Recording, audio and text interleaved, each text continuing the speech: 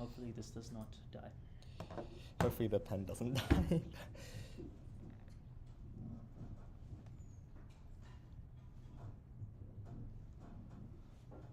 Okie dokie.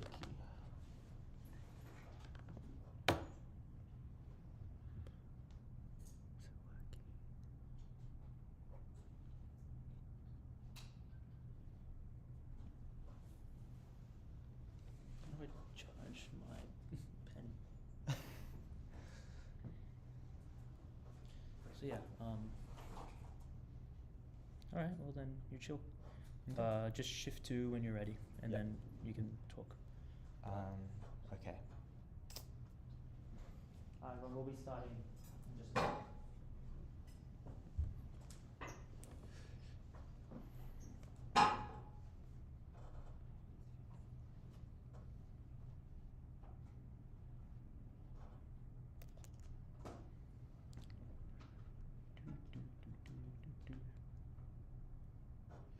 You guys can hear all right, right? With the mic? Okay. Wait, hold on.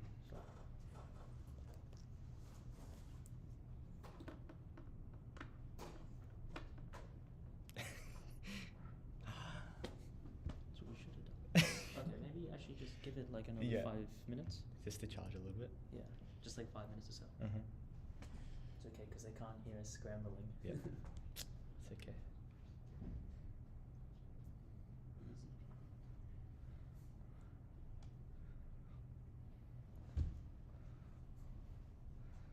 Where'd the other two go? They just disappeared.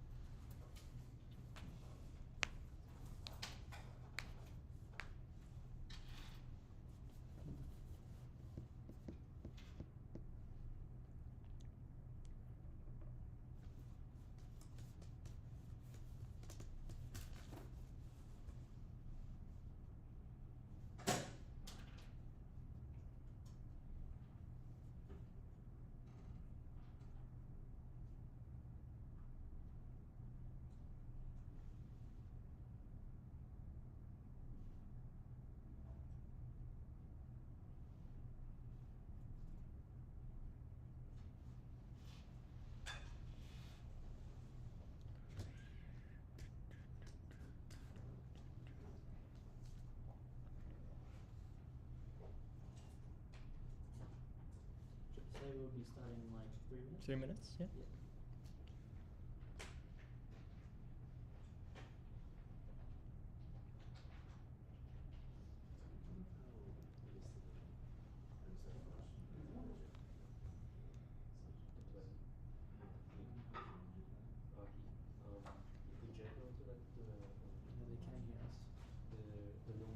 Hmm? They can't hear us. They can't hear us.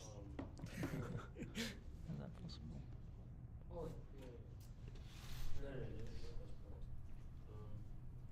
Mistakes. Can you just mute it? Let's leave this here for a bit.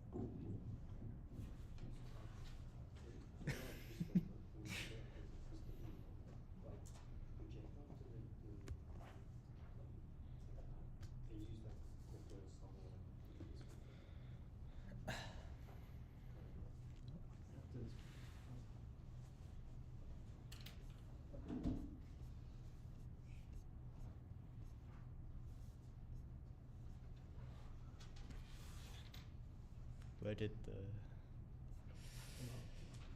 iPad go?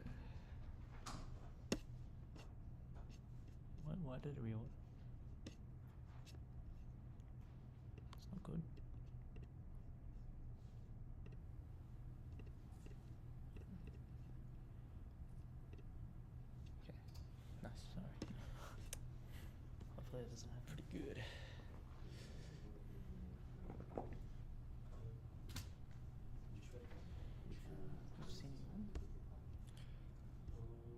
Scene two.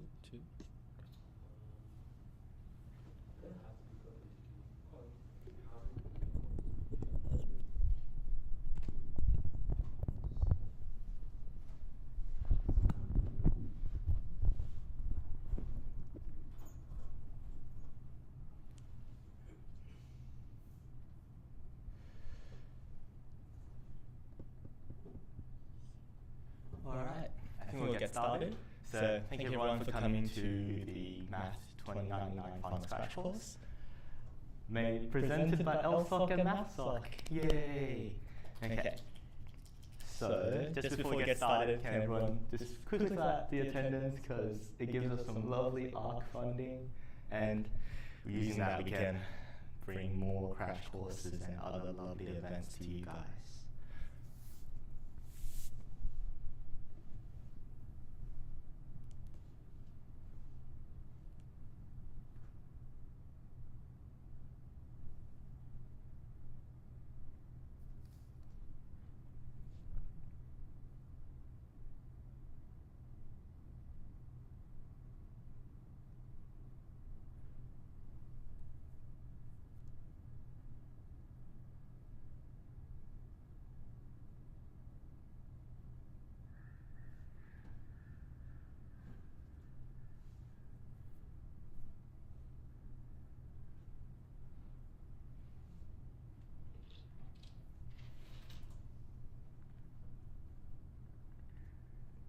Okey-dokey.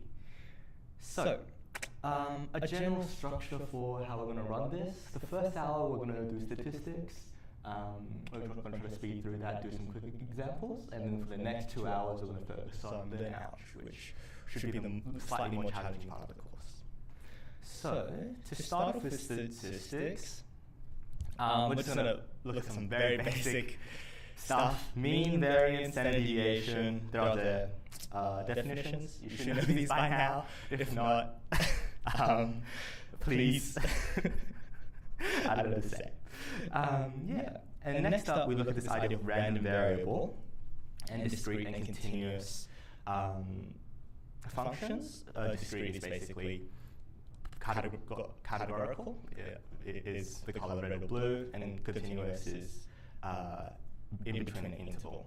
And some very useful MATLAB functions are PDF for the probability of a single outcome, so that's more useful for a discrete probability, and CDF, a cumulative distribution function, which is for cumulative probability, so from 0 all the way up to said interval, basically. And inv for the inverse one tells you the z-score. We will be going through these a little bit more in the future as well. But yeah, a little bit some useful formulas for calculating the mean and variance, as well as what the z-score is. For a discrete function, your expected value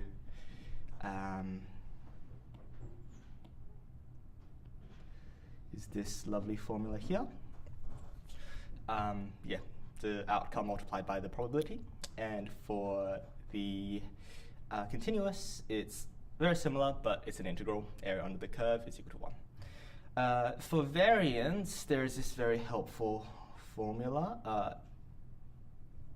For the midterm, you guys might have noticed some people got a question that you need to use this formula for. For the final, what I've seen is they generally give you this formula, so you won't necessarily need to remember it, but it's kind of helpful to remember it in the back of your head. And as well, standardization, this idea of a z-score, where it's how many standard deviations is this z-score away from the mean. And this will be very important when we move on to our central limit theorem and normal probability, normal distribution stuff later on. Okay, so the main 5 distributions that we've learned are binomial, Poisson, normal, exponential, and uniform. I'm not going to spend too much time going through those. All their formulas are on the formula sheet. They're very self-explanatory, but I'll kind of just briefly go through the MATLAB formulas for them. We can see that for all of them, they kind of start out with kind of the name of the distribution. For binomial, it's bino, and then you put in whatever function you want it to be. So PDF for when we're trying to find one singular, the probability of one singular outcome, and CDF for normal here. And it's very useful that if you just type in the function and the open bracket, it will tell you the format of everything else after.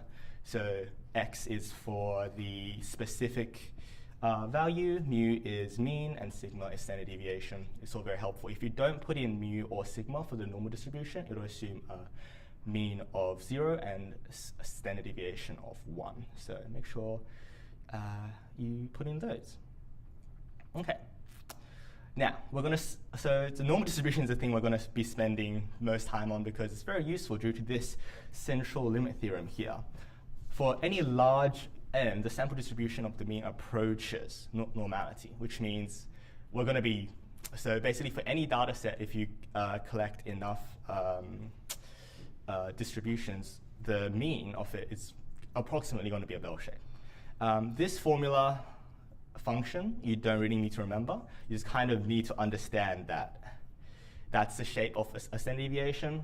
It's got a mean in the middle and a z-score of sigma. Okay. Next up, the sampling effect. So as we get more and more samples, a higher and higher n, our mean should approach the actual population mean. So x bar approaches maybe an x0, and our standard deviation becomes smaller and smaller because a larger sample tends to stabilize the estimate. So you have less extremities in the edge cases. And this is demonstrated through this standard error, where if you are given a sigma, your standard error is then divided by the square root of total trials. Okay. And next up is the effect of linear transformations on these estimates, so the mean and variance. If we look at a function y is equal to ax plus b, the mean is going to be exactly a times the mean plus b. However, when we look at variance, if you kind of imagine, just because we moved the entire shape by b, that won't really change the variance much. But what will happen is with the increased a here, we're going to have an increase on the, it's going to impact, sorry, not necessarily increase always, proportionally impact the variance here.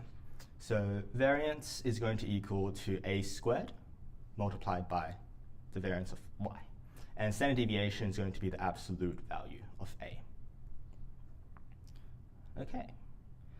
Next up, this idea of estimates. So I used this term before. It's using sample statistics to estimate some parameters. There are 3 key words here that they might ask of you. If something is unbiased, if it's unbiased, basically is the estimate of the mean, or like is the estimate similar to what it should be. Consistent, as we get more and more trials, is the estimate getting closer and closer to what it's meant to be. And efficient, if basically the smaller the variance, the more efficient it is. And yeah, the 2 most common estimators you'll see are mean and standard deviation. Let's look at a practice example from a past paper.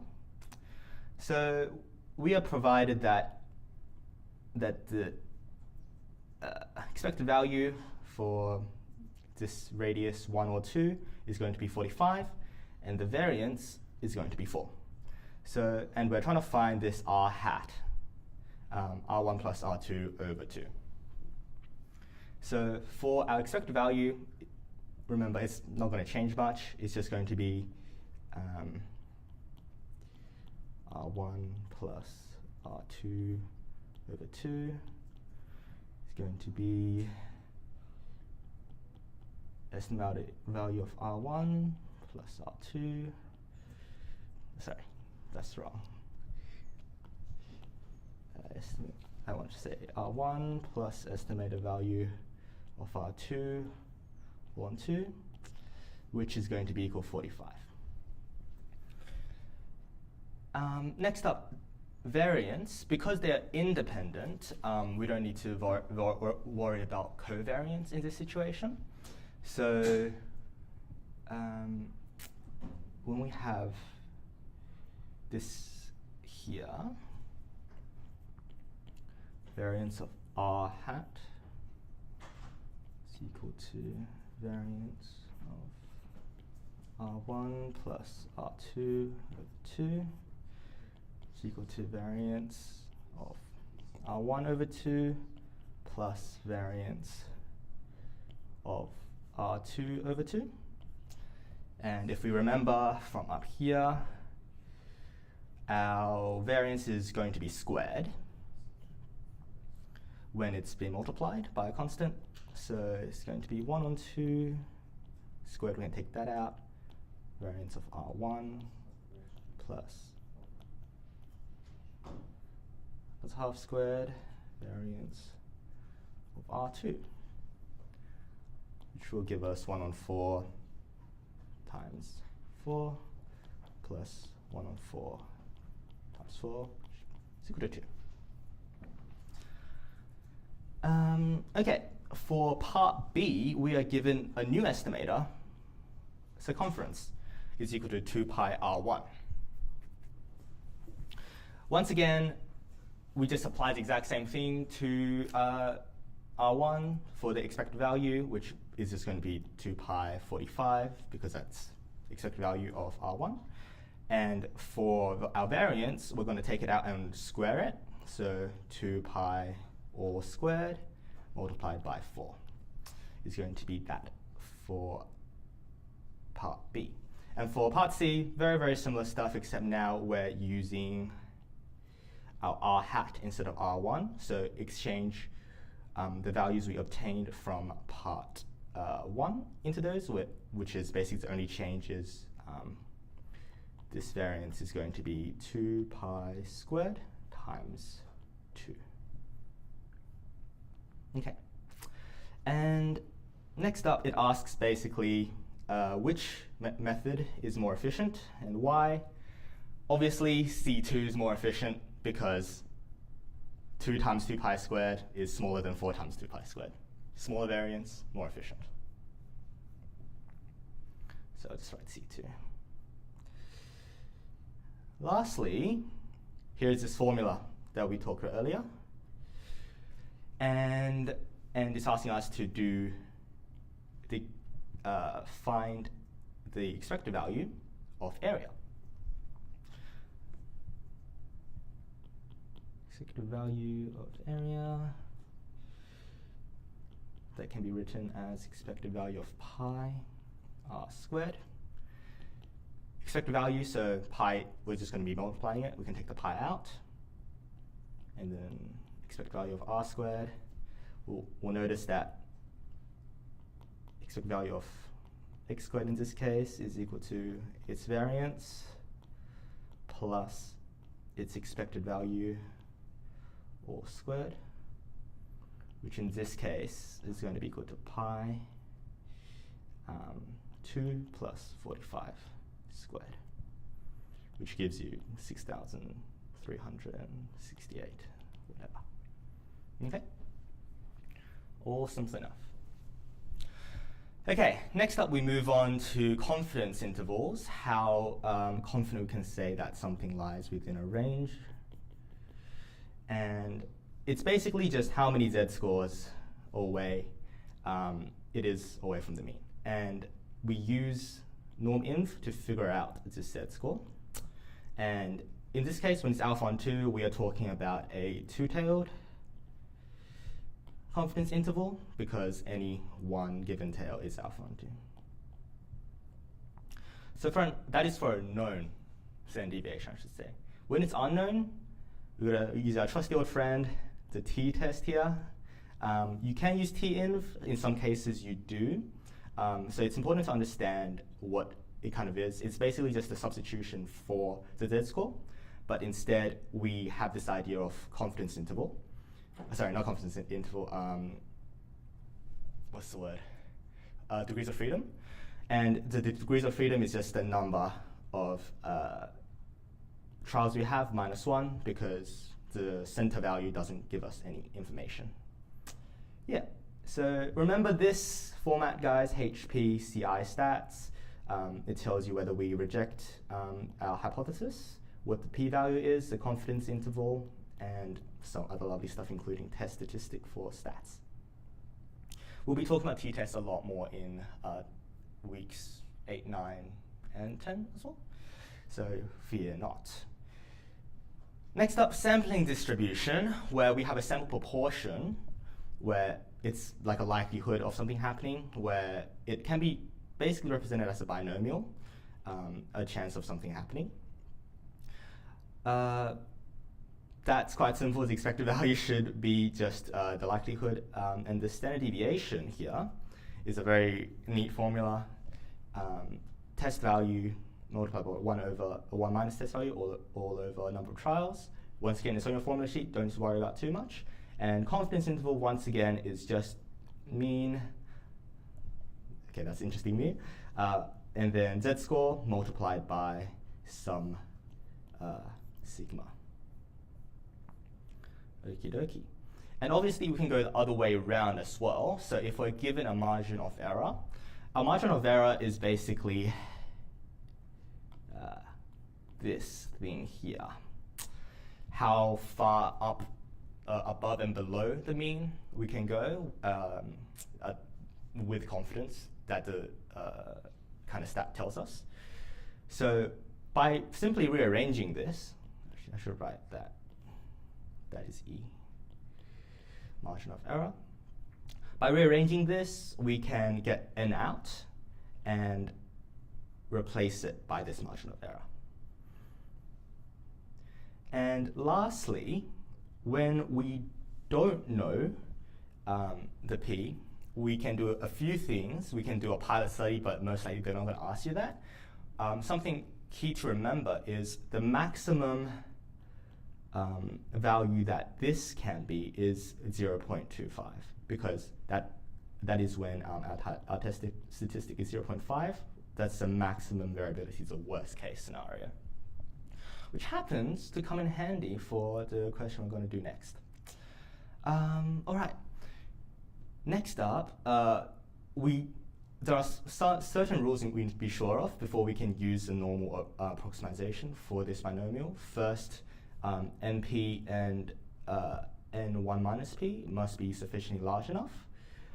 We can use this normal approximation. This is also in the formula sheet. And yeah.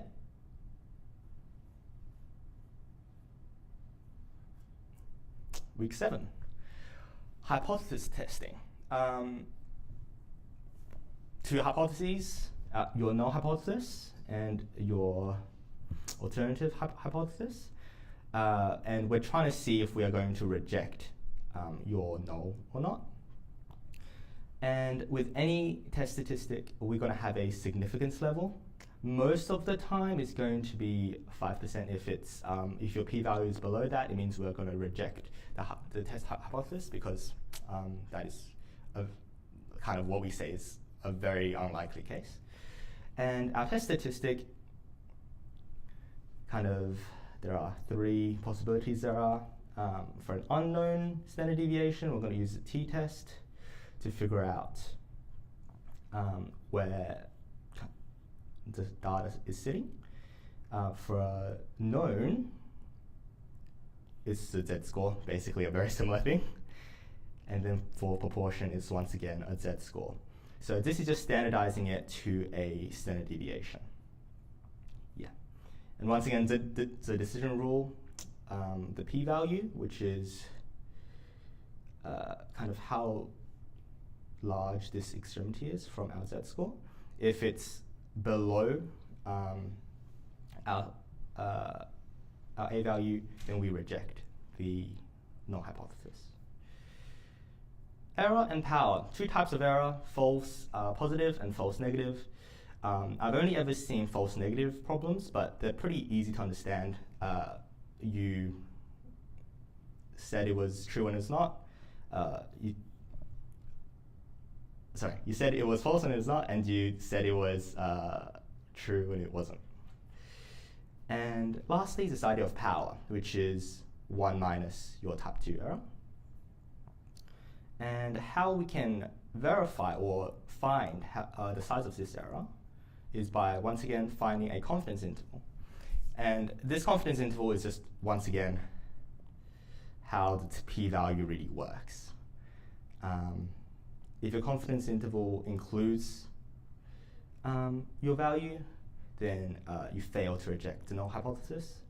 If it excludes it, you reject it. Okay? Okay. Question time. Let's see what's happening here.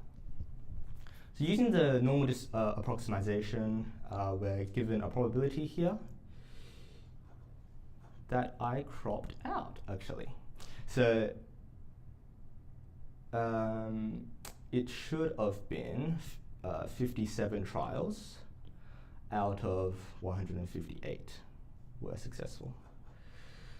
So that's going to be our p-hat, which is 0.3608. So to find our test statistic, we're going to be using the proportion z-score.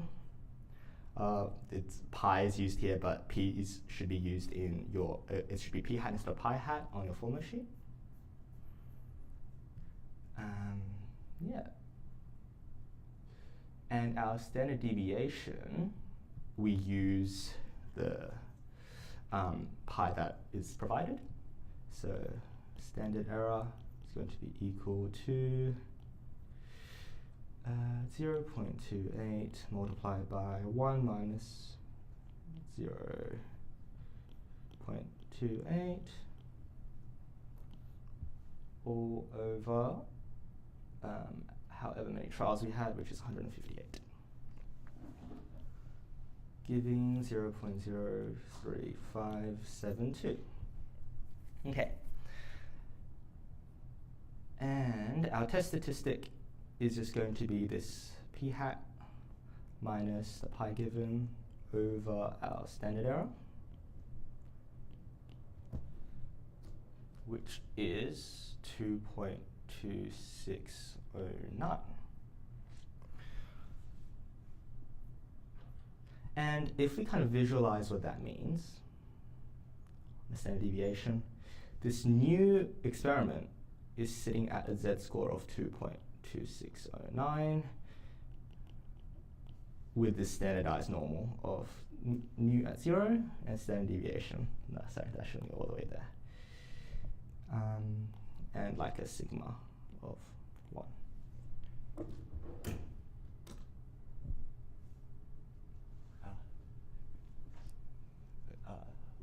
Log in on this to check the stream. Sorry.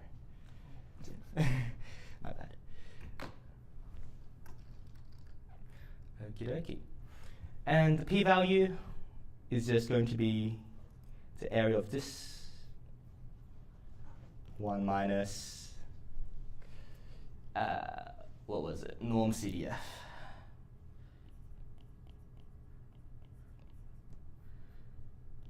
$2.2609. Yeah. That will give you a value of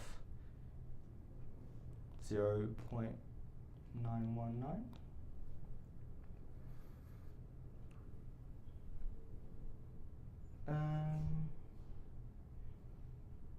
Sorry, I've read that completely wrong. It's like, that makes no sense. 0, 1, 1, 9. And because this is smaller than our 0.05, we can say that there is strong evidence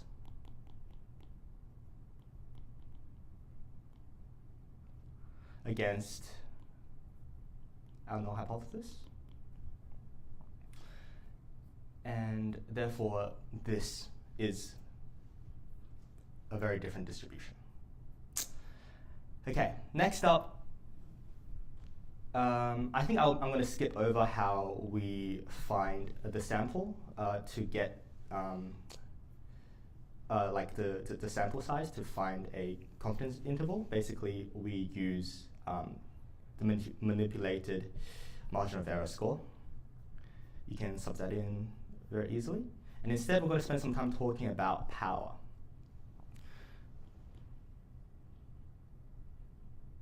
Which, after some kind of interesting propositions, they very helpfully tell us that power is equal to the probability of rejecting the null hypothesis, given that the absolute probability is 0.4. So first, we kind of need to figure out in what cases do we reject the null hypothesis. So in other words, what is the overall highest limit of our test statistic? So our probability that we got from up here plus the z-score of our significance level, which is alpha is equal to 0.1, which is going to be a z-score of 0.9, and then multiplied by our standard error. So in this case, we're going to have this area of 0.1, and anything above this, we're going to say we're going to be rejecting hypothesis 0 by definition of our significance level of alpha is equal to 0.1. Okay?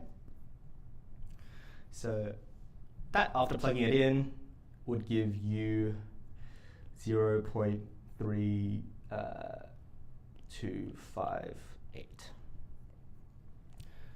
And next up, we're going to have a look at what is the probability of this happening given that pi is equal to 0.4. So in other words, we're going to draw another normal distribution where the median is 0.4. And this value is going to be somewhere here, 0.32. And what is the size of this area here? So we can find the standard deviation of this curve by using 0.4 as our new test, I suppose, proportion. So we'll just call that sigma 1. Really it should be standard error 1 or 2. 0.4 multiplied by 1 minus 0.4, all on number of trials. Okay, and then using MATLAB we can find this area and it'll give you a number of around 0.98 from memory. But yeah, this is how we kind of manipulate power using these two different Bell normal distributions. Apologies. And lastly, the p-value calculated using a binomial distribution.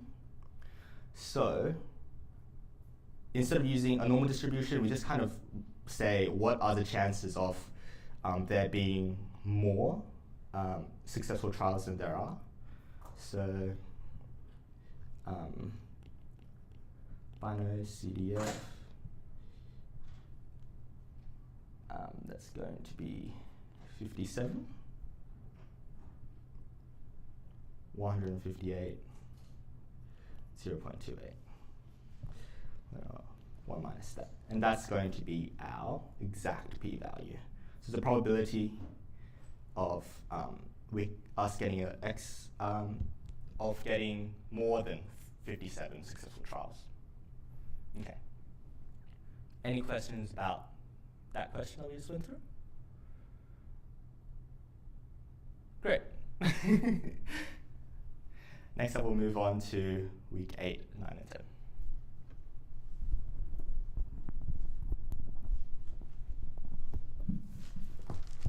Thank you.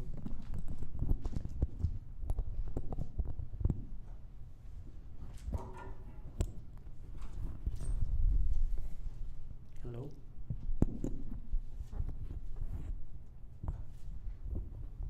Hopefully you guys can hear that well. Yep, that's great.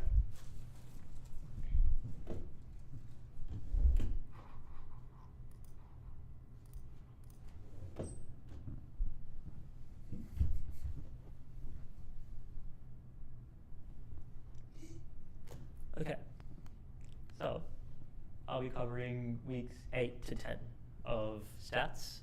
So a lot of it builds off of the first part of the course.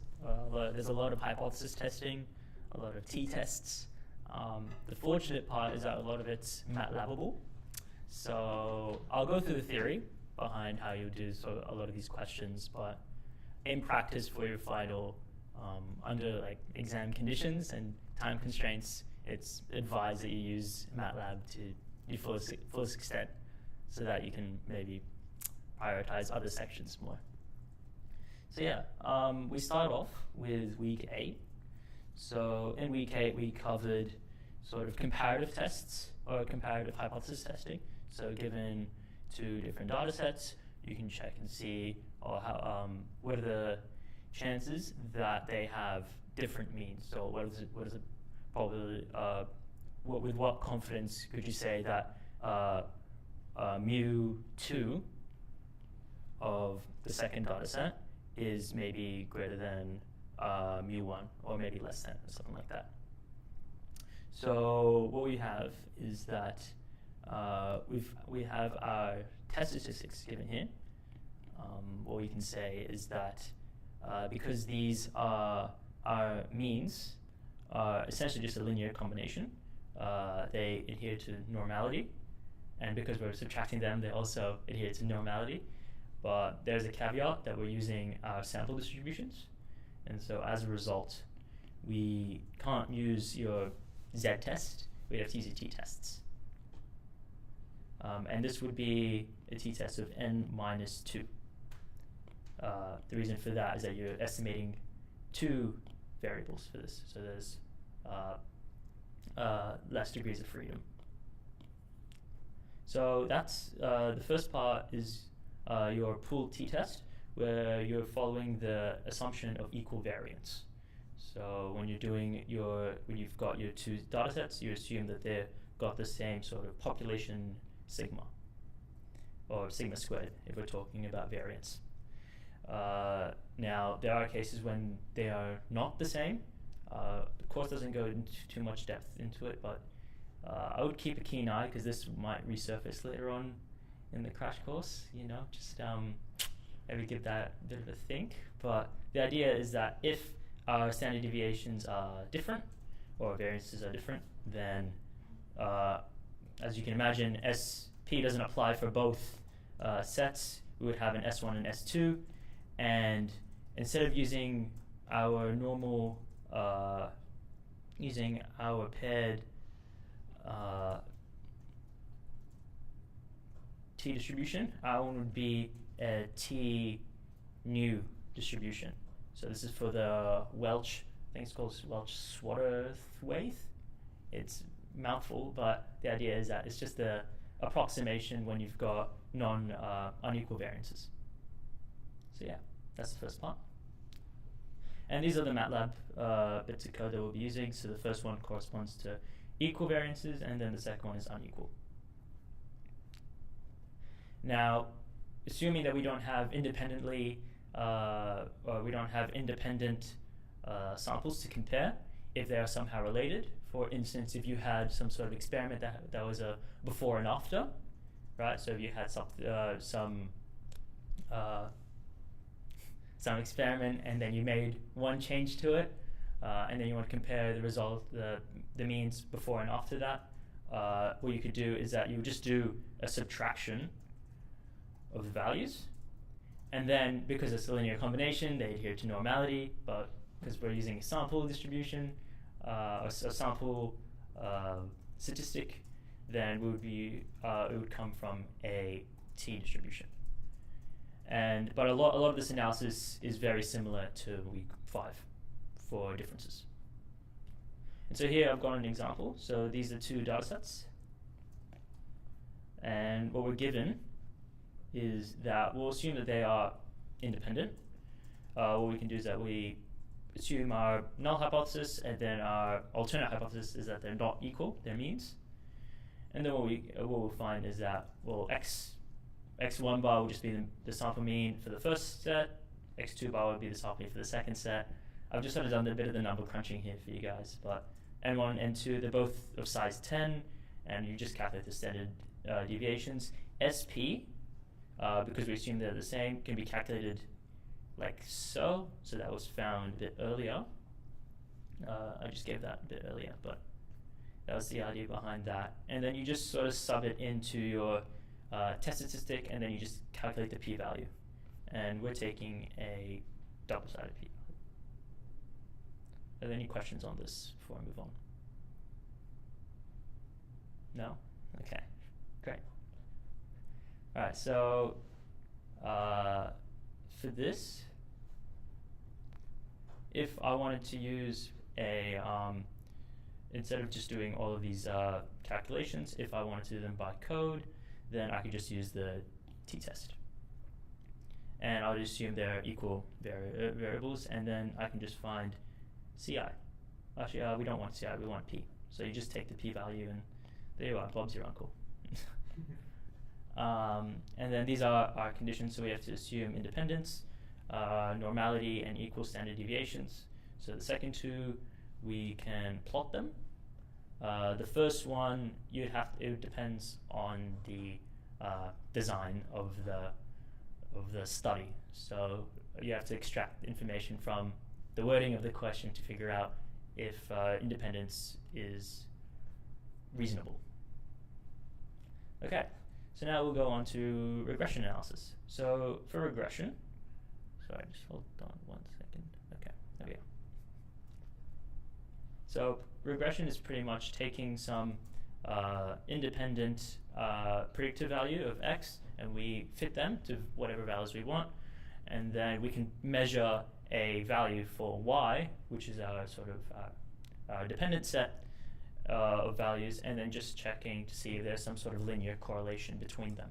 And so we can model it using this sort of relation where beta naught is sort of like our y-intercept, beta 1 is our slope, and we include this epsilon, which is pretty much an error term that accounts for sort of the deviations away from that perfect line. And so that it would be normally distributed, so it's centered on that line, and then it deviates by a standard deviation of sigma.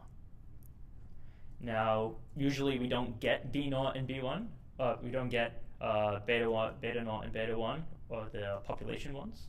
What we do get is, what we can find is the sample values for these. So you can derive them this way. In general, you won't have to derive them this way. Just get MATLAB to do it for you. And I'll go through an example of that later on. But yeah, these are just for your interest. They are also normally distributed. There's a proof on the lecture slides if you're interested. So there are some assumptions for regression. So there's 4. The first one is that our sort of relation is sort of evidently linear, or it looks linear. I mean, we can't really do linear regression if the trend doesn't look linear. The second thing is that our residues are drawn independently from one another, or our sort of errors, And that's something that you just sort of have to, that's something that you can look at using a residuals vs fits plot, which we'll look at on MATLAB. There's also a question of if they all have the same variance, and so you can also check that in a similar way using this sort of plot. And then if you want to check normality of our epsilons, or our new residuals from epsilon, then what you'd do is that you'd use a QQ plot. But it's like a residuals plot, but I've tinkered with it a bit. So here's some ideas about inference about beta 1. So why is this important? We want to infer from create inferences from beta 1 because that tells us if there is some sort of correlation. So if beta 1 is 0, well, you can pretty much say that y doesn't really depend on x, or x does not have an effect on y. And if it's not that, if it's not equal to 0, well, then there is some sort of relation, be it positive or negative, or something like that. And this is our distribution. So it follows a Tn minus 2 distribution, and it takes this standard deviation from our residues, and that creates an estimate for sigma, or one of our best estimates we can get for regression. And then what we have to do is that we just have to calculate the test statistic and then get the p-value from that, and then compare it with our h0 and ha to see if we accept or reject the null hypothesis. Okay. All right, so I should probably maybe hurry up just a bit. For this next part, it just sort of talks about confidence intervals. So building off of what we found before, you can sort of rearrange and then create a confidence interval with a significance of alpha. So 95%, 99%, these are your usual percentages that you see, and you can calculate them like this. But there is a function on MATLAB that does this for you called coFCI, which I will be using later on. Now, hold on. Sorry, that was the one for B1. We can also do it for B0. Sorry, I underlined this part, which was for B0, which is our y-intercept. We can do hypothesis testing on B0, but it's usually not that useful. I mean, we don't really care if the y-intercept is at 0, if it's not at 0. Usually it's more important to figure out where the slope is. But it's there, if you want to know. So the next part is to do with doing confidence intervals on the actual line. So the previous part was talking about your coefficients. Now we are actually looking at our line y is equal to beta 0 plus beta 1 x plus some epsilon. And so it's also a Tn minus 2 distribution, and you can calculate or you can find a confidence interval for the values around that line at that x point with some confidence. So if I, for example, let me just draw a graph. Let's just say I have a bunch of values here, and let me use a different color. This is our line of best fit, sure.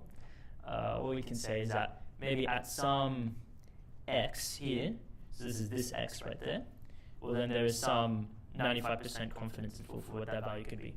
And so if you vary your x or you scrub it, then you can find what is sort of like your confidence interval like that, up and down from your central line.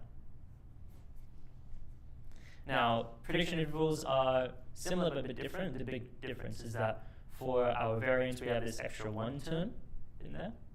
And so that what it does is that it pretty much increases the spread, or pretty much makes our prediction, our interval, less accurate than the confidence one. And the reason for that is that we're taking new values, and these ones haven't been averaged like the ones before.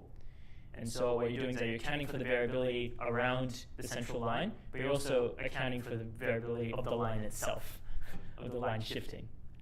So for, I think I have a drawing, yeah, I have a drawing here. So this is sort of like your line of best fit in the middle.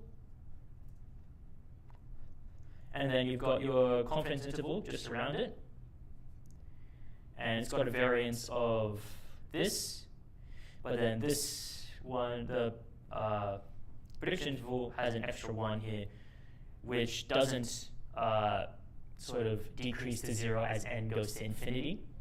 So you can't always get like infinitely more accurate as n gets really, really large, like you can with a confidence interval. So that's why your prediction interval is so large. And that's why it's just out here. Okay, and then we got variability decomposition. We'll return back to this when we do ANOVA, but the idea behind it is that you can take the total variability in your data set or your 2 sets, and then you can decompose it into 2 parts. So the ones that is due to the difference of the values, the expected values, from the mean of y. And so these are pretty much that's the variability with respect to the regression, and then there's also variability with respect to error. So these will be your actual sort of y values away from some sort of, from your true point. So that's what this one gets. I should probably turn this back on. There we go. Okay, let me move my mouse away. So yeah, that's pretty much most of that. The idea though is that if we want to maximize, or if we want our line to be as good as it can get, well then we want to minimize the variability due to our error and maximize the one due to our regression from the total sum. So you can see that we made this ratio here. So this is the regression one, and this is the total. And so we just divided them, this one. So we divided, that's total. This is supposed to be E. But yes, that's total, and then this is regression. So you take this on top of that, and then that gives you how nice is our line. And then we take the square root of that, we get the correlation row. Okay, and here's the MATLAB code in general. So we use fit-lm to create a model, and then we can pass this model into curve CI to get our beta 0 and beta 1. And then we can put that into our predictions. Now I did make a bit of an annotation. So if we want to predict a confidence interval, we just do this as is. If I want to predict a prediction interval, well then I would include prediction and observation. I would append those to the end of these arguments for predict. And then these plot residuals will be used to sort of find the sort of show if our assumptions are met. Okay. So here's the question. So I haven't written down every part, so I've written them down somewhere else in my notes. Let's see, where did I put my? There we are. I just got them here. I'll just read out the sub-questions, but I can go through it quite quickly with you guys. Let's see if I can find this. Okay. So here's that question. We're given, there's a bit of decoration for the question. They've given us battery life and what's the other part? Screen size. But for intents and purposes, we only care about x and y. So x is our predictor, and y is our dependent. This is y, and this is x. And so we've been given these values here. Yeah. And so our first question asks, what is the proportion of variability in response y? So what I can do, if I move to MATLAB now, hold on 1 second. So, can we see that? Great. So the first part, I've included my data sets here, so let me just copy them in. So that's x, and this is y. Okay. So from here, we want to use a fit-lm, just so we can plot it. So we want to do x by y. Okay. So this is our what we found for x by as a regression model. Now the question asked, how do we have to find the proportion of variability. Now, earlier on, I said the proportion of variability is really what? Our R squared, how good our line fits. And so R squared is actually just given, where is it? Here. It's just given there. So you just copy and paste that answer right in. The second part of it asks, what is how good would you describe the quality of the fit? So 0.08, well, 0.08 is fairly small.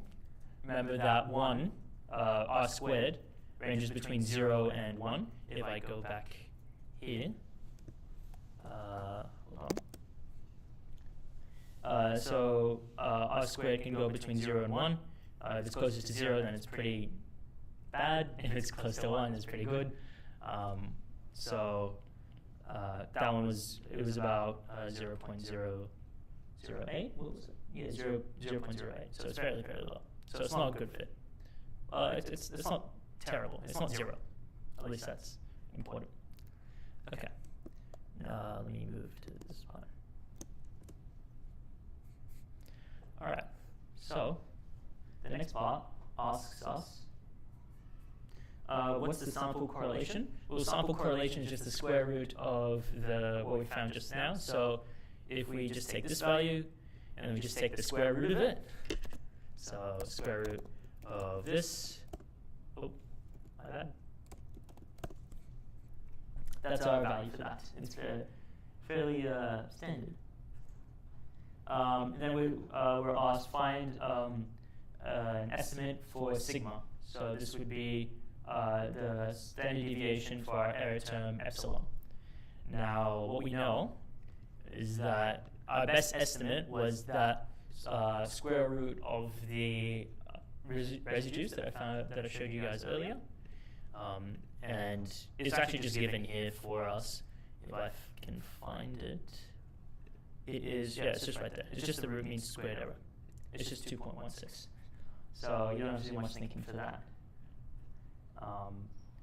And then the next part was given an estimate for the expected change in the average battery life for in y for a change of 1.6 inches in x.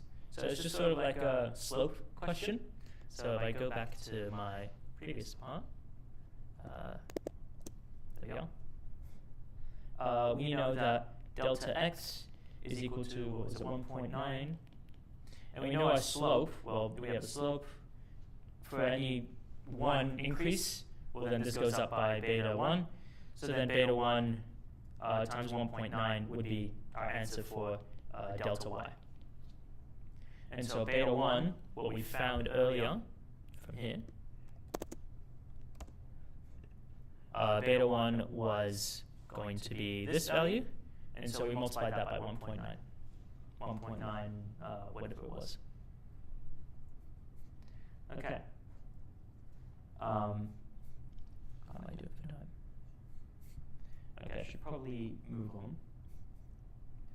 I can probably just explain the next part.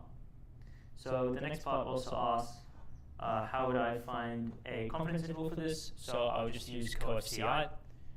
So use coef-ci of the model, and ask for a 95% confidence interval, so they would give us this value, but it asks us a coefficient, a confidence interval for a change of 1.9. So we would actually multiply this interval by 1.9 on both sides. So you can imagine this value right there is our confidence interval for beta 1. This would be for beta 1. And so you just multiply by 1.9, so you can get it for 1.9 times beta 1. Okay. And then the next part was we have to perform a hypothesis test for beta 1. So we can assume that beta 1 is equal to 0, and then the alternate is beta 1 is not equal to 0. And so what we do find is that, well, it's given right here, our t-stat is 1.7. Our p-value is about 9%. So that's above maybe significance level of 5%. So you could say that there is some evidence that beta 1 is not 0. that's that. It also does ask what's the degrees of freedom. I mean, it's given right here, it's 33, but the reason for that is going to be n minus 2. There's 35 values. Okay. That pretty much, what's the other part to this? Oh, and then it asks us to do some assumptions, or check some assumptions. So what we can do is that, let me just clear this a bit. If I plot residuals of our model, and let me say I wanted to check the fitted.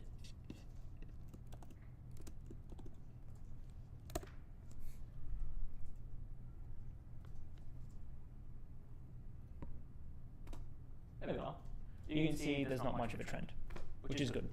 So we can be fairly confident that our errors have the same variance, and that they have the same variance. Now, this also asks, how do we know that they are independent? Well, we have to read the question, but the question doesn't actually give any information on that.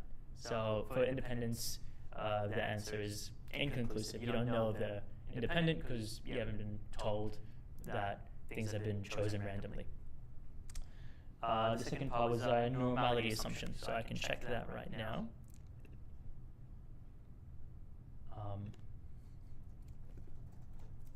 So instead of fitted, I do probability.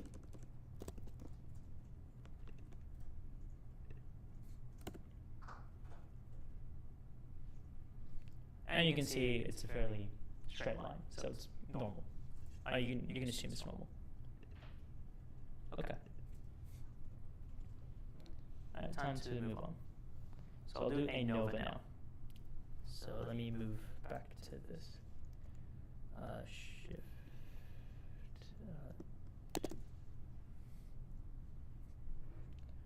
Hold on 1 second.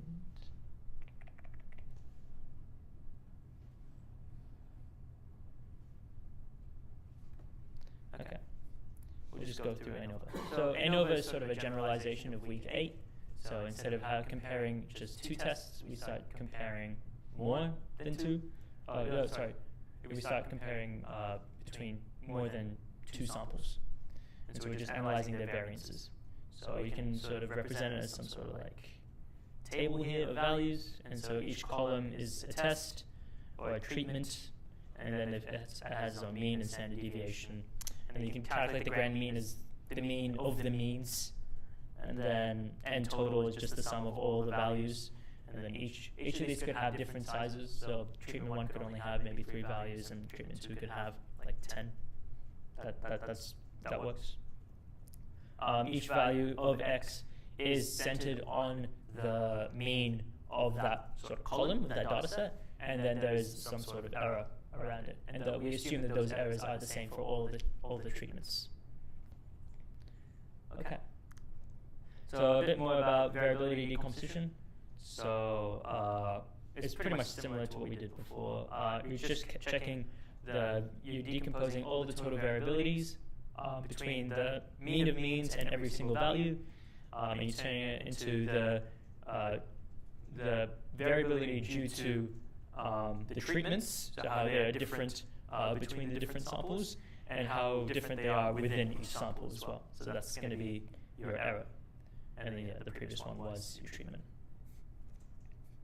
And then, so what we do is that we define 2 values for the mean,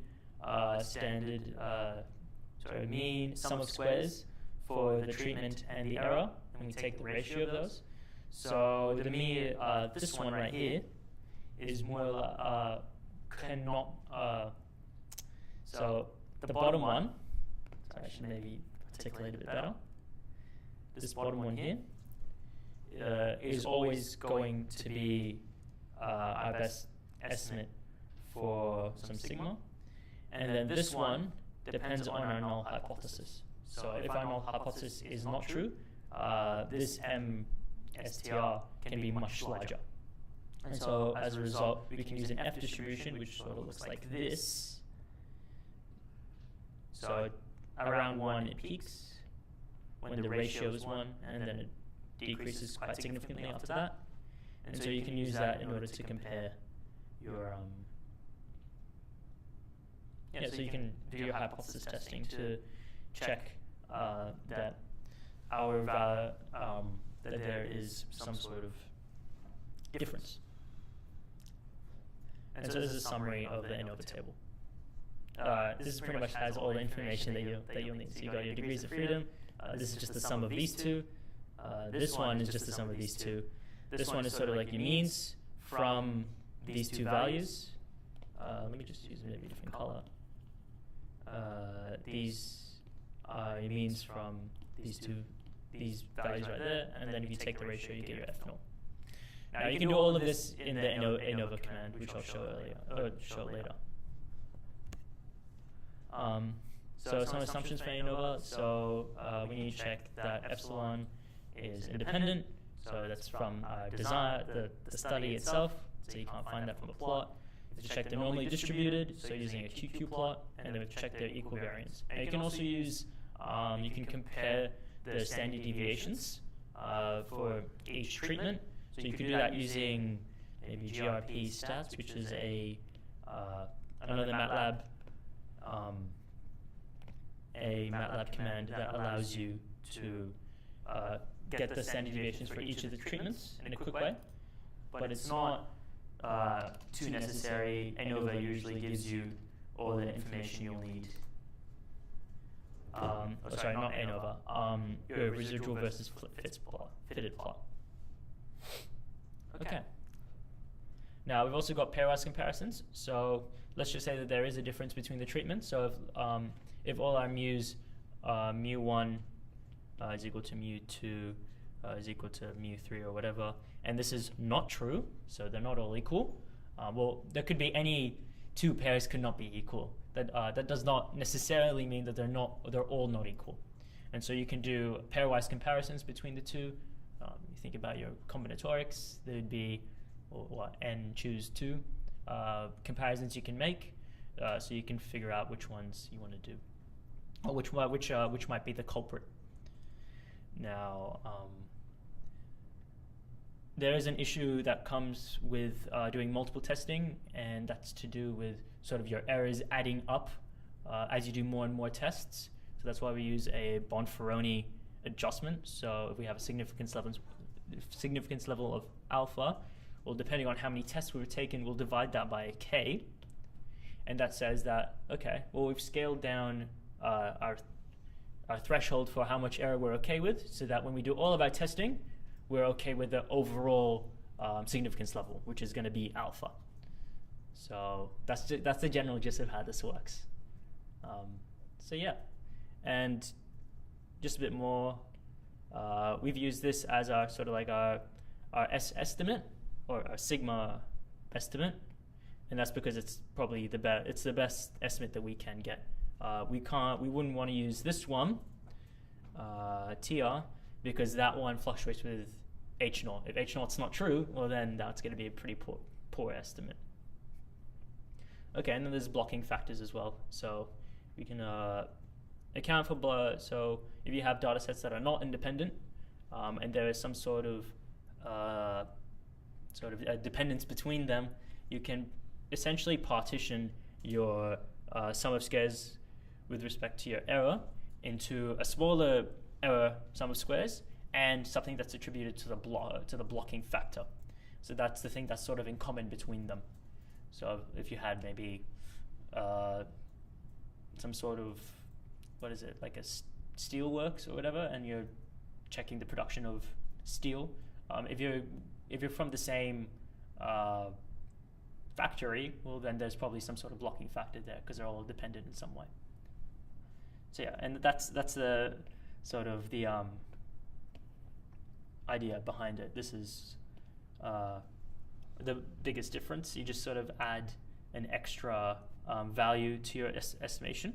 So it would be, well yeah, you just add an extra value to your estimation that corresponds to the blocking factor here. But otherwise, your calculations stay relatively the same.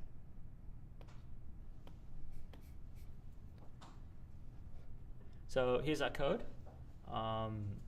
the same sort of assumptions code that we can use. You can use ANOVA 1 if you just want to use your data sets, your categorical groupings, or your treatments and your values as is. Or you can put them into a model and then put them through ANOVA, and it does essentially the same thing. But with the model, if you use FitLM, well, then you can check your assumptions afterward. So that's the benefit of that if they do ask. All right, so we just have a question that would go on to linear algebra. Yeah, okay, we'll just do this last question. So we're given this, so it's sort of, we're asked, there's different aluminum alloys under consideration in a used heavy-duty circuit. You can read what it says. Most of the time it doesn't matter, except for checking your independence assumption. But we're given those values, and they've nicely given us the code ready for us because they know we're going to be using MATLAB for this question instead of analyzing it by hand. So I've got the MATLAB code here. If I can show you guys, hopefully that transfers over. So let me get rid of this. Let me copy in these values. And then we can answer the first couple questions about what they want us to find. So, where is this?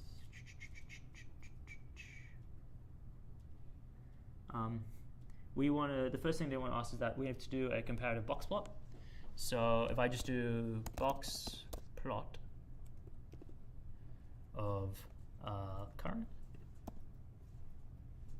with alloy, so let me do current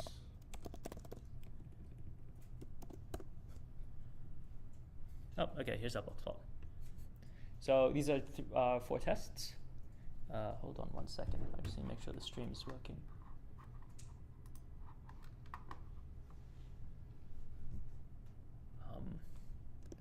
One second.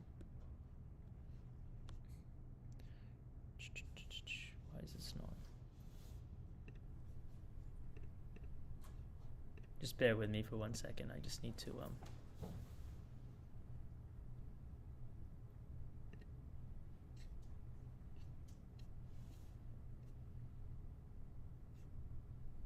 okay, you can see that. And then if I do this, please work with me.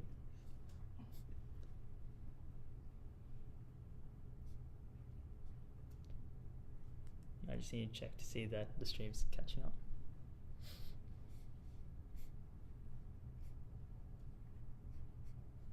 Nope, but it's not actually scaled as I'd like it to. So hold on 1 second.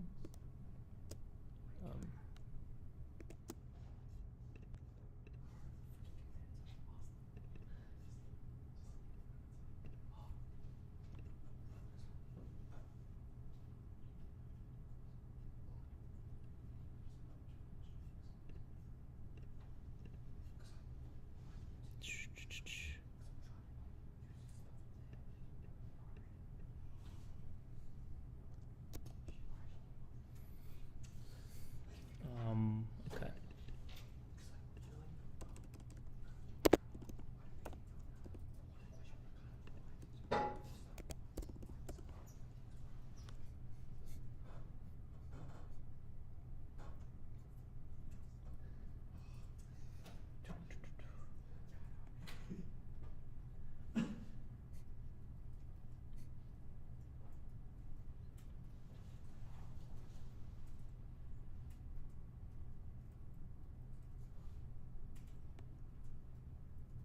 Okay, that's a bit better.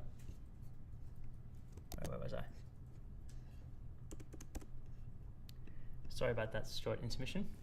But yeah, so that's my code. And you can see these are our box plots. For 3, there's quite a bit of variance. For 4, you can see maybe it's a bit right skewed. 2 has got quite a bit of a tight spread. So yeah, you just sort of had to articulate yourself because this question has like a text box and it says, oh, just sort of explain what this data looks like. So that's sort of the language you could use. Okay. So the next part, it asks us to list what is our hypothesis and our alternate hypothesis. Well, our hypothesis is that the means for all of these are the same, and the alternative, our alternative is that they're all not the same. Sorry, I should be more particular with my words. They're not all the same. They can have any two combinations that are not the same. So it's not that, I should move on. I don't want to keep stumbling over my words. All right, and then they ask, what is the observed test statistic? And then we just have to do an F distribution and see the p-value. Okay, well then what we do is that we have this right here. We would use model. I can just use ANOVA, but I'll use fit LM for a certain reason. I'll use our first thing would be our categorical data, and then current. Oh, I called it allow. Okay. Okay, and then I'll do ANOVA of model. Okay, and then so we've been given all of these values here. What you can say is that immediately they've told us pretty much all the information we need to see. Our F value is quite large. It's 3.6 standard deviations from 1. So our p-value is be 0.04. So it's small. It's smaller than our 5% threshold. So we can say that there is some evidence that our assumption is not true, so that there is some inequality in there. Okay, and then just the very last part. This is an interesting part. What the question asks us, if I go back here, the question asks us, find a 95% CI for the difference between mu4 and mu2. So from these values, what you could do, if you wanted, you can do a sort of like partition. So you can do a t-test, so HPCI, and you'd make that equal to t-test. And then you would have two values. So you would have maybe, actually I'll make a t-test too. You would do, your first value would be your current, and then your alloy. I'm sorry.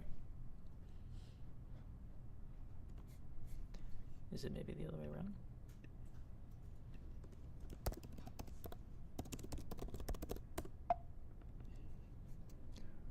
What am I doing here?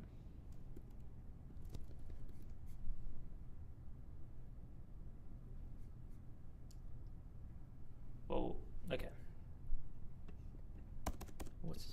I should probably move on. But you would do a confidence interval.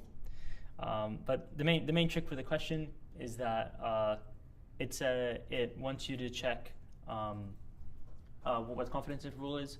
But the problem that you will find is that if I go through my slides real quickly, if you did a variance plot, so I can just do plot residuals of our model, and then I can do fitted. What you can see is that this graph here is not sort of random. There is a bit of like a fanning out or increasing of variance. And so because of that, we would have to use our Welch t-test. So our confidence interval would be slightly larger than just using a normal t-test. But that's sort of like the first slide that I went through is just sort of the same idea. But yeah, I think we should move on to the linear algebra part. Okay.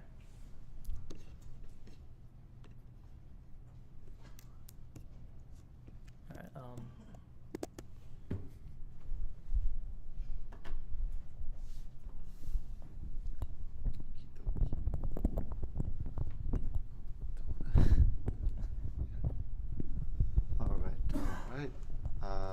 seems good with the mic. Thank you, Leif. Hello, everyone. My name is Brendan. I'll be taking over and now walking through with you the first 5 chapters of the linear algebra section of this course. So I should probably preface this first by saying that I am not taking this course right now, neither have I taken it in the past, but what I am doing, because well, I'm from MATHSOC, whereas Leif and Sid are from ELSOC, I am taking kind of the equivalent course of this one in terms of my degree, which is mathematics. So we go through the content a bit more rigorously in that course, and there's a few different additional pieces of content. So just please let me know if I say anything that's overly rigorous or might not seem to be absolutely correct with the content of your course, but I think I've gotten most of it down. And I guess it's also never not fun for me to not be rigorous. Sometimes it's not a bad idea to just be fast and loose with the rules sometimes. So let me scroll all the way down here. Yeah, so if you have any questions, just raise your hand, let me know, and I'll try my best to answer them. Otherwise, we'll get started, and I'll take you through the first 5 chapters, which will mainly focus on vector spaces, linear transformations, the dot product, and a bit on determinants at the end, and then Thomas will come later on after about an hour and take you through the last 5 chapters or so, which go through eigenvalues and symmetric matrices and their applications to solving coupled and linear systems of differential equations. So let's get started, let's dive straight into it. So for your first chapter, I believe you looked at some basic matrices properties, so I put some of the main ones that I think would be useful to remember going into your exam. So first of all, I have some definitions here. I've reminded you all that we say that a matrix is symmetric when you take the transpose of the matrix and you get back your original matrix. Let me just see if I can wonder. Sorry, I'm just not used to this type of setup. Wonder if there's a way to get a highlighter. No. Maybe. No. Okay, I'll just do without it, I guess. I'll just underline. So matrix is symmetric if when we take the transpose, then we get the matrix back. So symmetric as in you look at the right diagonal. If you flip everything around the right diagonal, you get the same matrix. You flip everything across the diagonal, kind of rotate it. So that'll be useful for one of the topics Thomas will go through. Then skew symmetric is kind of like symmetric, but we're kind of not almost there, but we have that it has the same kind of structure and kind of the numbers, but instead of just being exactly the matrix itself, when we take the transpose, we get the negative of that matrix. And then we say that a matrix is orthogonal if the inverse of our matrix A is going to be its transpose. So we'll see kind of an interesting relationship between this and well, an orthonormal basis, later on, where a matrix is orthogonal if the column vectors of that matrix make up a orthonormal basis, of kind of the dimension of the matrix. Okay. All right. So, and that's kind of assuming that this matrix A is, well, a square matrix as well. So that's it for kind of the definitions, and then a useful, or kind of a couple of these together, a pair of useful properties that I think kind of show up a lot in this type of course, is that when you're taking, say, the inverse or the transpose of a product of 2 matrices, something interesting happens in terms of it kind of almost being the way you might think, as in it's kind of the product of the inverses and the product of the transposes respectively, but it's just slightly off in terms of we're doing it in the reverse order. So it's not inverse of A times inverse of B, it's rather inverse of B times inverse of A. So kind of the intuition behind that is that when you take the inverse, you can think of like multiplying matrices as like a process. You're first multiplying, I guess, by B and then by A to say a vector or something. So kind of the inverse of that operation would be to then undo what you did to A and then undo what you did to B. So you have to multiply by A inverse first here. Okay, so kind of that's analogous to, say, the inverse of going into a room and, say, logging on to these computers here is that you first have to log out of the computers and then walk out of the room. So you're going through the process from, say, the top of the stack first, and then you're working way down. And that's similar to this property here, which is kind of the same thing, just we replace the inverse, the -1, with a transpose. So we first, if we take the transpose of A multiplied by B in terms of matrix multiplication, we do B transpose next to A transpose. So what's happening there? Okay, so hopefully that's pretty straightforward. So now we'll look at chapter 2, which is all about vector spaces. So you may or may not remember about, I think it was 9 or so vector space axioms in terms of what a vector space rigorously is defined by. You don't have to really at all know any of those. I, in fact, don't know most of them. But a vector space is just a set which we typically denote as V, together with a bunch of axioms that describe two operations, the first being scalar multiplication, where you've seen that a lot, where you kind of denote the scalars as lambda over some sort of field. For example, the field of real numbers, which is kind of the main one you focus on in this course, and then you also have vector addition, so you can add the two vectors together.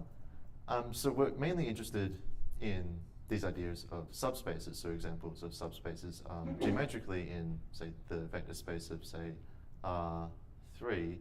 A subspace would be, for example, a line, that's a one-dimensional subspace, or a plane, which is two-dimensional. And we'll focus on that idea of dimension later on, define it a bit more concretely, but those are some examples. So this is my first little, well, it's really a lemma, I think, that tells us, or gives us condition to tell whether or not we do have a subspace. So we do have a subspace if it's, well, this one basically says it's non-empty.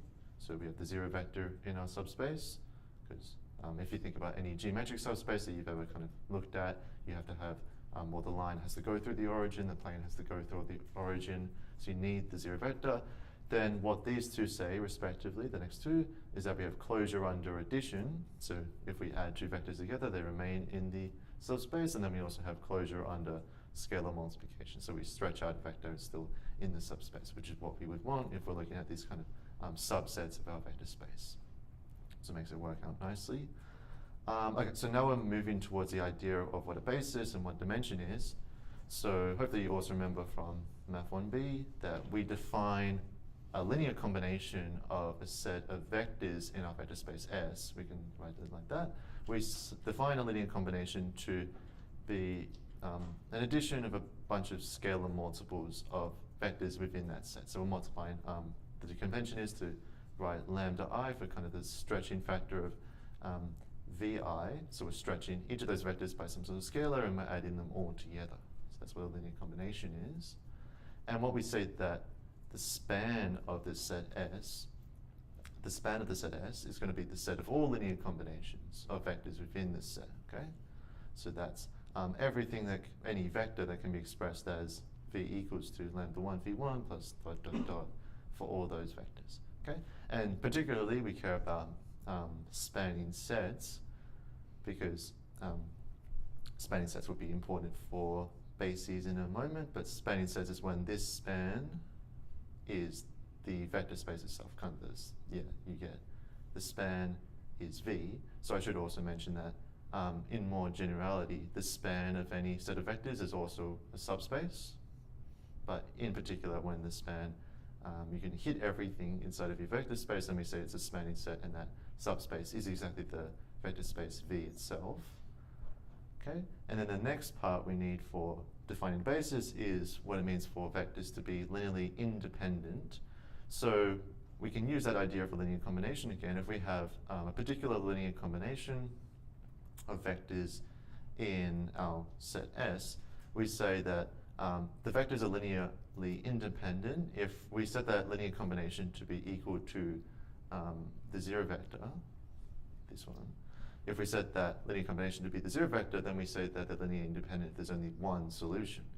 So you hopefully remember that if we do set lambda 1 up to lambda n to be equal to 0, then of course that constitutes a valid solution, because we're just adding up a bunch of zeros on this side, and you get 0 on the other side. So that would be valid. And it turns out, in some cases, that that's the only solution. So that's when we have a linearly independent set. Whereas on the other hand, we say that otherwise we have a linearly dependent set. So that's when we would say there's a linear dependence on, say, one of the vectors on others, because we can kind of rearrange this equation if there's non-zero scalars to write one of the vectors as a sum of the others. So it's kind of dependent on the other vectors. That's why it's named that way. So this motivates the definition of a basis. So a basis is a nice little set of vectors within our vector space that is both linearly independent and is also a spanning set. So these bases do exist, and they're very nice in lots of different vector spaces. So particularly we care really in this course about finite bases, so vector spaces such as R3, which have finite bases, such as, well, like you've seen I hat, J hat, K hat for R3 tons of times, or the standard basis, in other words, it's usually called.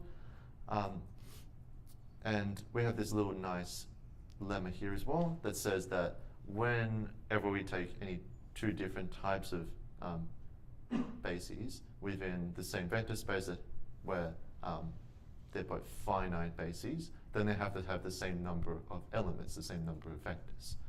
And in particular, that number is going to be what we define as the dimension of our vector space. So the dimension is the number of basis vectors required to kind of encode the information of our vector space. Okay, it's looking good. So now we can talk about what it means to, well, reference, or kind of that idea of encoding a vector within a particular basis, so kind of with respect to a particular basis. So that's this idea of a coordinate vector with this little notation here, which I quite like, with the basis there at the bottom. So we write it like that, and it's really just a column vector, where what we put in the column vector, these little x1s, x2s, they're going to be the scalars here. We talked about the scalars, the lambda 1, lambda 2 here, and we're just using x for slightly different reasons.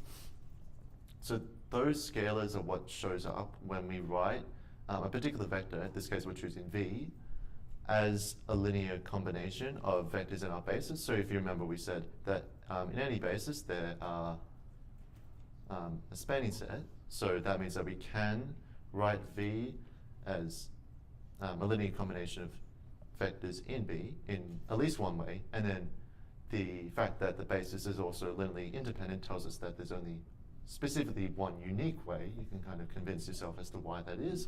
And so these scalars x1, x2, and dot, dot, dot up until xn, they are unique. So we can express this vector uniquely, kind of with respect to that basis, as this column vector here, x1, x2, up until xn, right?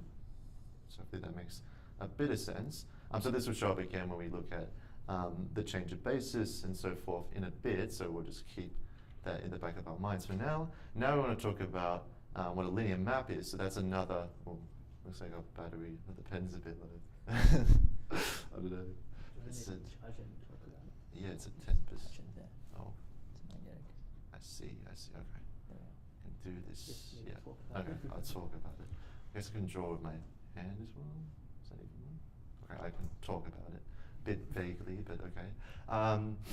All right, so now we're up to chapter 3. We're talking about linear maps, linear transformations. So first of all, the definition, a little reminder of what a linear map is. A linear map is what I guess I would rigorously refer to as, or more intuitively refer to as, a structure-preserving map. So it's a map from one vector space to another vector space. The vector space in our domain is V, vector space in our codomain is W, so going from V to W. We say that a map is linear if it kind of preserves the main kind of structure, main points of our vector spaces. And the main structure of our vector spaces are those two operations we spoke about earlier, the vector addition and the vector scalar multiplication. So you can kind of see here that when we take the map of lambda u plus mu v, then it still kind of splits up with the addition. So it's splitting up as if we mapped lambda u and then added it to the map of mu v. And then we can also split it up in the sense of scalar multiplication, because we can bring out the scalar lambda and the scalar mu. So we can kind of do the scalar multiplication and the addition before or after, and it does the same effect, meaning that the vectors that we map to kind of have the same respective structure. So it's kind of that the vector space W that we're going towards has kind of the same structure, but just with different, say, labels on the vectors. That's a kind of intuitive idea, but hopefully you remember like the main algebra you might have been doing with this for a while now, given this showed up in Math 1B as well. And just don't confuse this definition with the definition of, well, not the definition, but the subspace lemma, because if you remember the subspace lemma, we were talking about how if we have lambda plus v is in S and lambda v is in S, then we have that would mean we have a subspace together with having the zero vector. So that's slightly different to what we're talking about here, which is if you were to say prove a map is linear, you have to prove this. So you don't have to worry about proving that the zero vector belongs to the subspace, because we're not talking about subspaces here. But we do have that kind of similar structure where we're proving it kind of respects the addition and respects the scalar multiplication. So kind of make sure that you consider them a bit differently in your head, though you might want to think about how they are kind of the same in many ways. Okay, so this slide, hopefully you're kind of familiar with this notation. I know it doesn't, it can be a bit scary sometimes. So this one is kind of getting at the idea that a matrix, which is something we're going to be looking at in a big part in this course, especially Thomas is going to talk about symmetric matrices and diagonalization of matrices and use of matrices in, well, how they pop up in differential equations. So what a matrix is, it's basically the same thing as a linear map, because there's kind of the one-to-one correspondence between a linear map and a matrix. They're the same thing in my head, even though I'm meant to be thinking of rigorous processes and so forth. I just have them stored in the same position in my memory because they're essentially the same. So here we're talking about how we can represent any linear map with a specific matrix. And the matrix, we denote it like this, where we have, well, for a specific basis B and a basis C, we denote at the top, that's our domain basis B, and at the bottom, C is our codomain basis. So we're saying we're going from a vector space V to W, where V has a basis B, and I should maybe color code this. So V like this, and then W has a basis C, right? So there's just different ways we can express the basis we're going from and basis we're going towards. And we denote our linear transformation as expressed by a matrix as this, such that the linear transformation can be written in this way, where the expression of the linear transformation of some vector V, the coordinate vector of that in the basis C, here is encoding the transformation of V in the basis C, can be written as the multiplication of the coordinate vector of our input within the B basis multiplied by whatever this matrix is here. So hopefully you've had some experience in the past figuring out how to actually find a matrix like this. I think we'll walk through an example in just a second on the next slide. But you can read through the rest of this if you want. That's pretty much what I explained. Yeah, so we have an example here, and let's walk through how we're actually going to find what this matrix is. So here we're given an example of linear map. In this case, our V is the vector space of 2 by 2 matrices, and we're mapping towards W, which is going to be the R2, which is the space of two-dimensional vectors within R.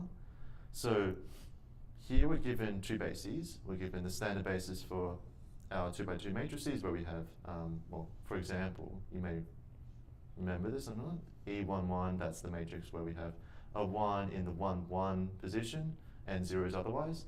And hopefully you can remember the rest. We'll go through that in a second. And we're saying we want to go to the basis S2, right? So what we want to do to find this matrix A, this is the matrix we want to find, A is going to be equal to T S1, S2. And this, the way I'm going to write it now, might seem a bit bogged down in the definitions, or I guess the way of expressing it. But what we can do is kind of, if we imagine a matrix, an argumented kind of matrix, can put in the first column, we can put the transform of E11 written in this S2 basis. And likewise, we can put in the second column the transform of E11 wait, so which order did I have it in? 1, 2. So what we do in each column of our transformation matrix is we put the coordinate vector of the transform of one of our domain input vectors. Okay? So I'll show you how we actually compute this. Now let me just finish up writing this notation. This should be 2, 1 in this standard basis for our codomain, and then finally E2. That's meant to be an E-jokes, 2, 2. All right, so that's a bit of ugly notation there, but now let's go through what that actually means for us to do. So for instance, we have to find this up top, what E11 is. Let's find what the transform of E11 is going to be. That's going to be 1, 0, 0, 1 times 5, 5 plus the transpose of 1, 0, 0 times 2, 2. That's going to be 5, 0 plus 2, 0. Pretty sure. So that's 7, 0. Okay? So that's saying to me that what I'm going to put, and this is already within the standard basis for S2, so this is exactly what, if I write it like this is exactly what this is. So what I'm saying is I'm going to put this little vector as my first column of my matrix A. So that's, in other words, A is going to be filled up starting with 7, 0. And we're going to continue on doing the same thing for these other 3 transforms of our basis vectors within our domain, writing them with respect to the codomain. So for instance then, the transform of E2, no jokes, 1, 2, that's the second one, yeah, E1, 2, that's the one I want, with respect to S2, the standard basis for a codomain, is going to be, well, just writing out using the formula, 0, 1, I'm putting a 1 here because that's the element in the first row, second column for our matrix. That's what this guy is. And I'm multiplying that by 5, 5 again. My 5s look like 8s for some reason. And I'm doing the same thing here. I have to transpose this matrix and then multiply it by 2, 2. If you have a look at what the definition of our transformation was, this should be 5 here and then a 2 down the bottom. So I'm going to put a 5 and a 2 here.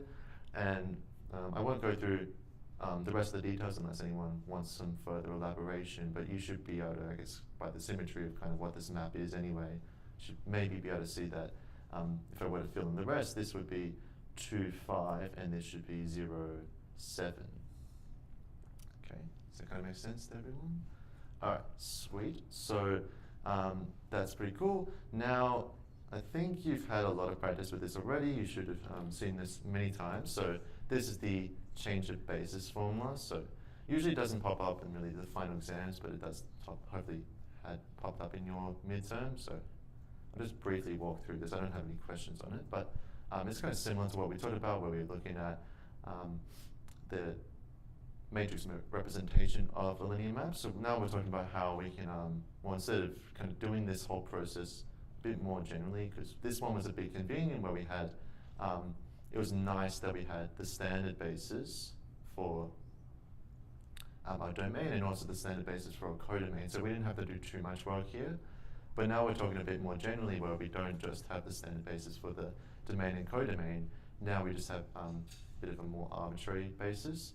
So now we're looking at the same kind of thing where we have a linear transformation from V to W, and we're saying that what we want is, what we kind of have, well, what we can kind of work out from this part, this type of example, is that it's not too hard to work out what the transformation matrix is from SV to SW. That's kind of just the regular transformation matrix. You may even be given that usually in the question.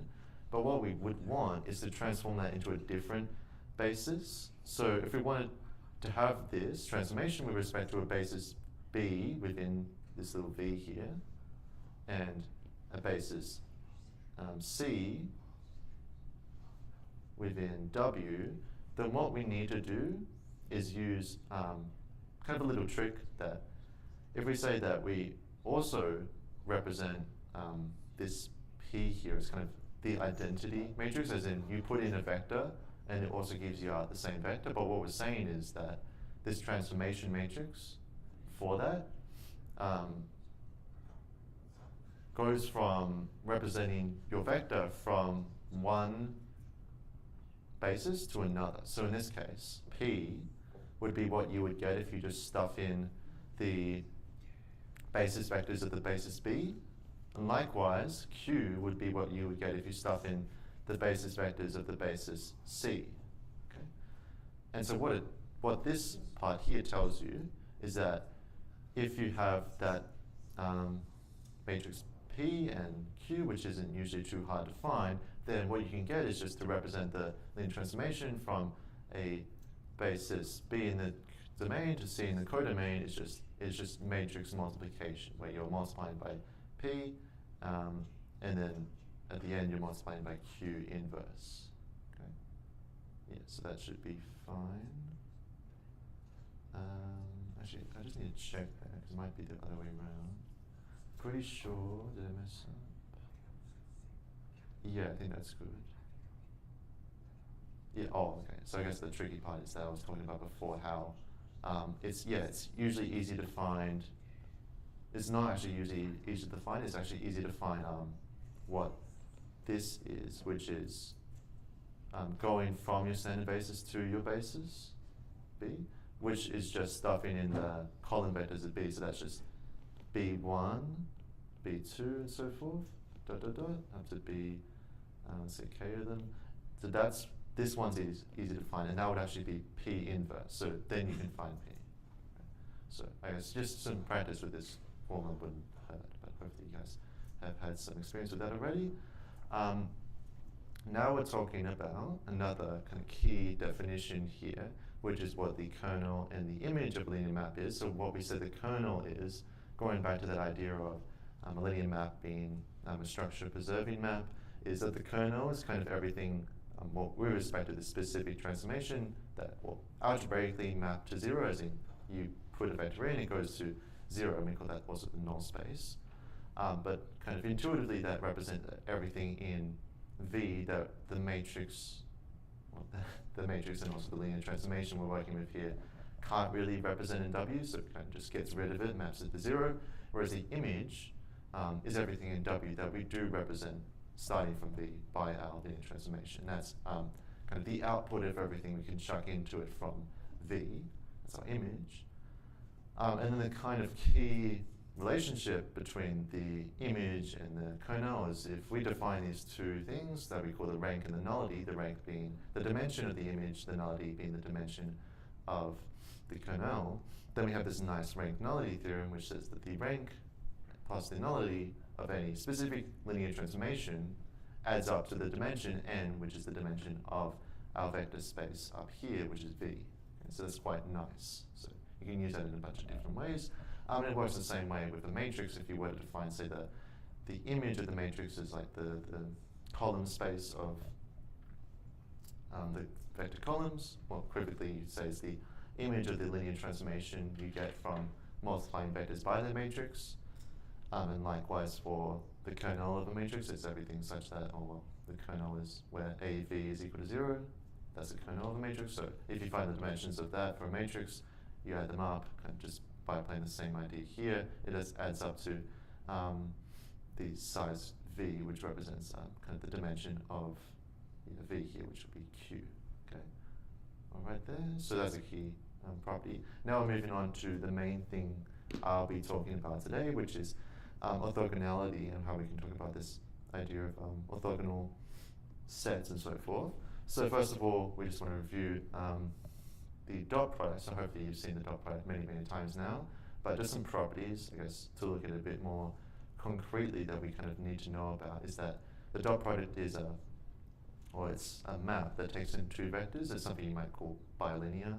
So first of all, it's commutative. So that's what this part's saying here. So we can swap the order and it works out just the same way.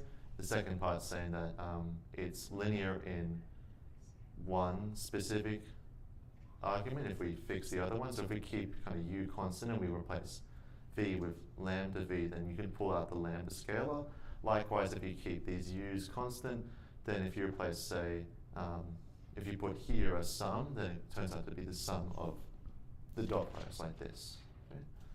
So that's what we would say as a linear, bilinear map. And then finally, this last one is often referred to as positive definiteness, where the dot product is always going to be positive and only 0 when exactly the vector itself is 0, okay? So you often call as well this v dot v, that's often denoted as, well, that's actually the square root of it, that's denoted as the magnitude of v, or the norm is a bit more precise way of writing it. You can see the example here where we're writing that with the double brackets here, that's a more precise way of writing it. Okay, so that's what the dot product is a bit more rigorously. So now we want to look at using that to define what an orthogonal set is. So we say that a set S, where we have vectors enumerated from 1 to n, is orthogonal if the dot product of distinct vectors within that set is going to be 0. So that's what this is saying, where distinct elements is 0. Whereas if in addition, it's also such that the norm of every single, or the magnitude of every single vector within this set is 1, then we say that it's orthonormal as well. Okay, so quite nice like that.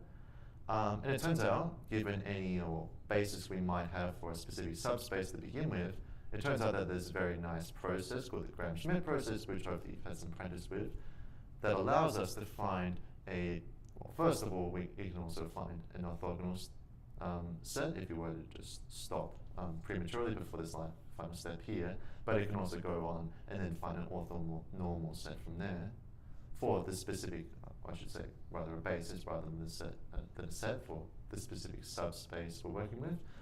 So the intuition behind this is the idea is to kind of go through the vectors one by one. So we're starting with just setting our first basis vector v to just be the original vector we had.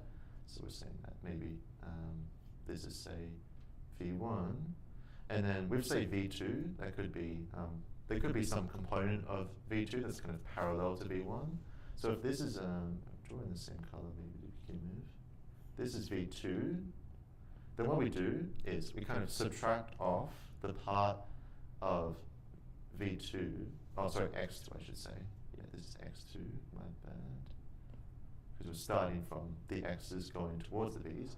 And then to get v2, what we do is kind of subtract off the component of x2, which is parallel to v1. So in this case, the component of x2 that's parallel to v1, if I were to kind of draw it like this, kind of see how that's like that. So it's taking off the projection like this part's the projection, so it's taking that part off. And so all that we're left with is that x2 would kind of become this part, also v2 would kind of become this part here. So you can see how it's in the geometric sense perpendicular to v1, because kind of orthogonality is more of a generalization of the idea of what it means for vectors to be perpendicular to each other. And then, for instance, if we had another vector that's kind of on like an angle here, kind of projected down, and this is kind of the plane which now v1 and v2 are on, then what we do again is subtract off the part that's parallel to that plane. So like taking away this part and also this part, we're taking that away. So this would be kind of the projection here. It's this part, and then running out of colors, this part would be this one here. And so all that we're left with for all that we're left with for v3 is this part here, which is perpendicular to both of them, because it's kind of normal to the plane of v1, v2. And then hopefully you see how that generalizes if we have more than 3 vectors, though it might be a bit lethal if you get a question in the final exam of more than 3 vectors. As a general rule, that's not the best practice. And what this allows us to do, which is quite nice, is given a matrix, now we can say that we can represent this matrix in quite a nice way, where using this Gram-Schmidt process, and we'll look at an example in a second, what we can do is write any matrix as a product of a matrix Q and a matrix R, where matrix Q has orthonormal columns, So it's not necessarily orthogonal, as I spoke about earlier, because the matrix Q could have size P by Q if our original matrix was also P by Q, and that's the example we're going to look at next. But if this matrix A was squared, then yes, it would be a orthogonal matrix. But more kind of interesting as well is that R would be an invertible upper triangular matrix, okay? So we'll look at an example now of how to find these two. So I put this example here. So we're given a matrix A, which is 3 by 2. We want to find the QR factorization. So R would then be a 2 by 2 matrix. Q would be 3 by 2. We want to find what this is. And so the way that we find it, we want to get some sort of orthonormal columns within Q. The way we can do that is converting from this basis in A to an orthonormal basis, which will go in Q. So I should have said earlier as well, we do need, for this to work out, that we do need that the column vectors of A to be linearly independent. For the final exam, I guess you can just assume that's given that there's a question on it, unless it's like a multiple choice of whether or not a QR factorization exists. But in general, if you're given like a 4-marker, we're expected to actually write out the QR factorization. There's not a bad assumption to deduce that there will be one existing. Okay, so I try not to confuse you guys and try to stick to the notation I put on the previous slide. So let's start off with finding what V1 through to V3 is. So let's do some definitions. Let's say this is x1 and this is x2. Okay, so starting off as we did on the previous slide, we're going to say that V1 is going to be just 3, 4, 11. V2 will be, as we said before, x2 minus kind of the component that's parallel to V1, so projection of x2 onto V1, that should be good. So that's x2 minus V1. Oh, it's the pen notes. Oh, it's like, okay. So V1 dot x2 over x2 dot x2. This is just the formula. Hopefully you remember for projections. I don't think I actually went through it right now, but hopefully you remember from practice, and I guess you've seen it now as well. So I did this computation in preparation. It's quite ugly when it turns out, but what it gives you is that V2 is equal to this kind of ghastly expression, 73.884 over 73, and I realize now I should put the 73 at the front, but too late to go back now. So that's this V2, kind of switch there. So those, this V1 and V2, you can verify if you want to that it would be true that V1 dot V2 is equal to 0, so they're orthogonal. But we also need a bit more than orthogonality. We need orthonormality, if that's even a word. We need to normalize V1 and V2. So we're going to define, I believe the notation we used was U up here. Yeah, so let's use U. Let's say that U1 is equal to, well, V1 over the norm of V1. Okay, that would be equal to, have it down here, don't I? Okay. Alright, so that would be, I'm going to write it like this, so 3, 146 over 146. Just try to write this out quickly. Okay. You can verify those details there. In the final exam, this is definitely a question you want to do on either Maple or MATLAB. And then we can do the same thing for V2, like this. And normalizing it would give, I'm just going to be a bit lazy and write a bunch of stars here, so you can fill in the gaps if you want. I don't think it's going to be too worth for you guys to see what I have written down there. But the point of this is if we slap these two vectors together, then what we would get as our Q, what we said wanted to have orthonormal columns, would be what we would get if we combine these two together. So fill that in there, fill that in there. Does everyone kind of get that idea? Yeah? Okay, so now it's kind of the hard part. So there is, I guess, a formula you can use to work out what R is, and I guess you could, in some cases, kind of use Maple to help you, given that you already kind of know what Q is. But I can also kind of work you through how we can do it a bit more algebraically, which is quite a method I like because I don't like remembering formulas really. So what we can do to work out what R is, remember we want to have A equals to Q times R. So what we need is, if we rearrange these two equations, we have V1 is equal to X1, and we would have that V projection, yeah, let's write this part, V1 dot X, actually no, that's not right. Oh yeah, so this here I should say, this computation, that's multiplying this X. Oh, that's it. This should be V1 there. This part is, I computed that earlier to be 144 over 73. So this one here would be, rub this out, times 144 over 73 plus V2 is equal to X2. So this kind of resembles a system of linear equations, and in fact that's what we're going to use. But remember, we want to be working with U1 and U2. So U1 would be equal to the magnitude of V1 times, no, that's the other way around. U would be on this side, yeah, because U is the normalized version, U1, U1, and we know that V2 is equal to magnitude of V2 times U2. So this allows us to go from V's to U's. So we're saying that now V1 is equal to, no, not V1, jokes. We have this number, which is just unknown, times U1 is equal to X1. And we also have this here, 144 over 73 times this number again, V1 times U1 plus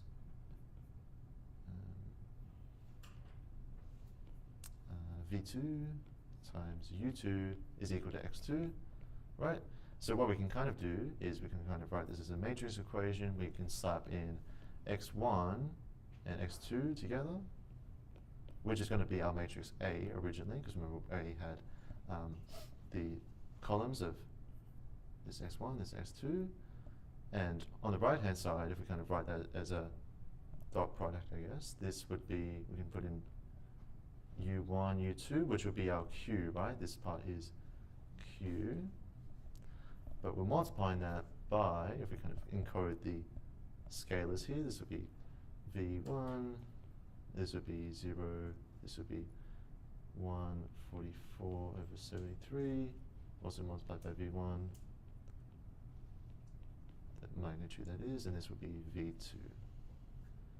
So hopefully you can see kind of by multiplying these two together, that will yield these systems of equations, okay?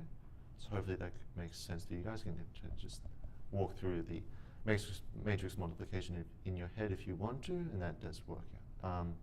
And of course, we can, of course, compute what the magnitude, this magnitude here, and of V1 and V2 are, and you can use that to place it into your matrix R here, and that would give you your answer. And likewise, you can just compute the rest to get your Q. But I'll continue on with the content now.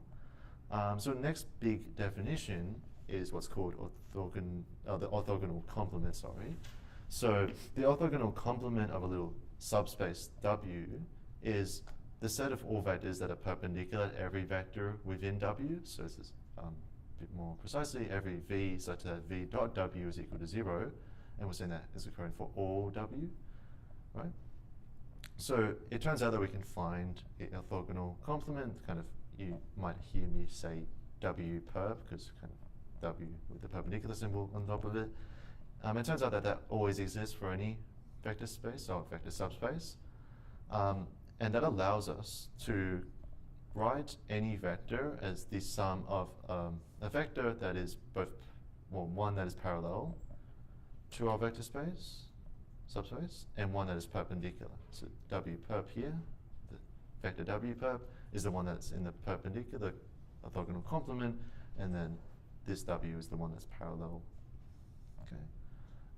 And we also say, kind of by definition really, that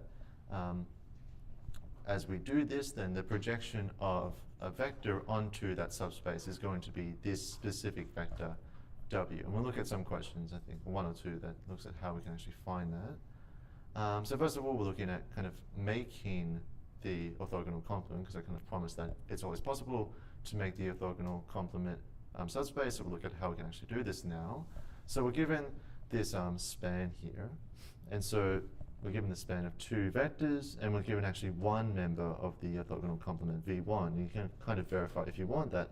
It turns out that W1 dot V1 is equal to 0, likewise W2 dot V2 is equal to 0. So these are both within, V1's within the orthogonal complement. And since I kind of talked about before how we can always find the orthogonal complement, and that kind of makes up everything else within our vector space in a sort of way, since our universal, like our big vector space V that we're working within is R4, which has dimension 4, we would expect that the orthogonal complement W perp would have dimension 2, because we're looking at a two-dimensional subspace, so we would expect to have the rest be two-dimensional. That is the kind of complement, specifically those vectors that are perpendicular. So we want to find now, enough motivating, we want to find what the other basis vector of the orthogonal complement will be. So let's kind of write out the equations to see what's going to work. So we need that for, I guess, for another vector, let's call it V, I guess we call it V2. V2 within W perp, we need that both W1 dot V2 is equal to 0, and W2 dot V2 is equal to 0. So kind of like what I did with this equation right here, where I had a kind of linear system of vectors multiplying one another, you can kind of write this one as a matrix equation as well. So you may remember that the dot product is the same as kind of transpose of W1, matrix multiplied by the second vector. This is an equivalent way of writing it. And hopefully also, I'll show you in a sec, the other way, or what we get as a result of this, and hopefully that's a bit intuitive as well, is that we can write this as the matrix with first row being the transpose of W1, second row being the transpose of W2, multiplied by V2 is equal to 0. So that's a condition under which we want V2 to be 0. In other words, it's the null space of this matrix here. So what's this matrix, you may ask? Let's get it from what we had up there. It's going to be, if we grab that guy out, it should be, we have in the first row, we have 2, 0, negative 1, negative 1, right? Similar to how it's written there. And then 1, 1, 0, negative 2. And we're saying that dot V2 is equal to 0. So you can kind of think about how that matrix multiplication is doing the same thing as saying that these two dot products are 0. And so what we really want is that V2 is within the kernel of this matrix, 2, 0, negative 1, negative 1. And that's, of course, one of the fun maple commands that you have available to you. So I did that for you guys right now. If I scroll down here, I should be able to see where I put it.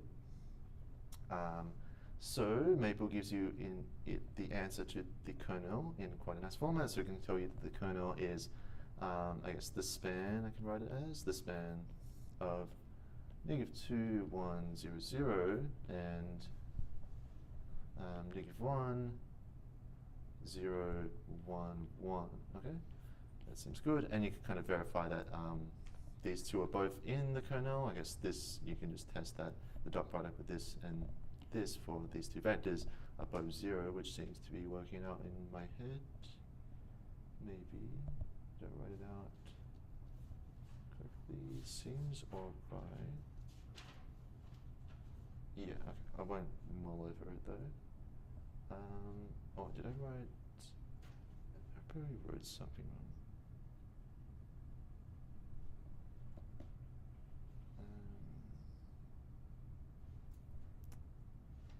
Okay, so maybe I did write something wrong. But that's not the point, I guess. I guess I rewrote the question for some reason. So I guess when I rewrote the question and I put it into Maple, I used -2, -4, -1, -1 for whatever reason, and I guess it still worked out. So I guess, yeah, it doesn't really matter. You get kind of the process of what I was doing here, and then we kind of observe that, oh wait, that's the different question, jerks. Okay, so that's right, this one's right, okay. I just wrote the wrong matrix now, because there's two questions that look almost the same.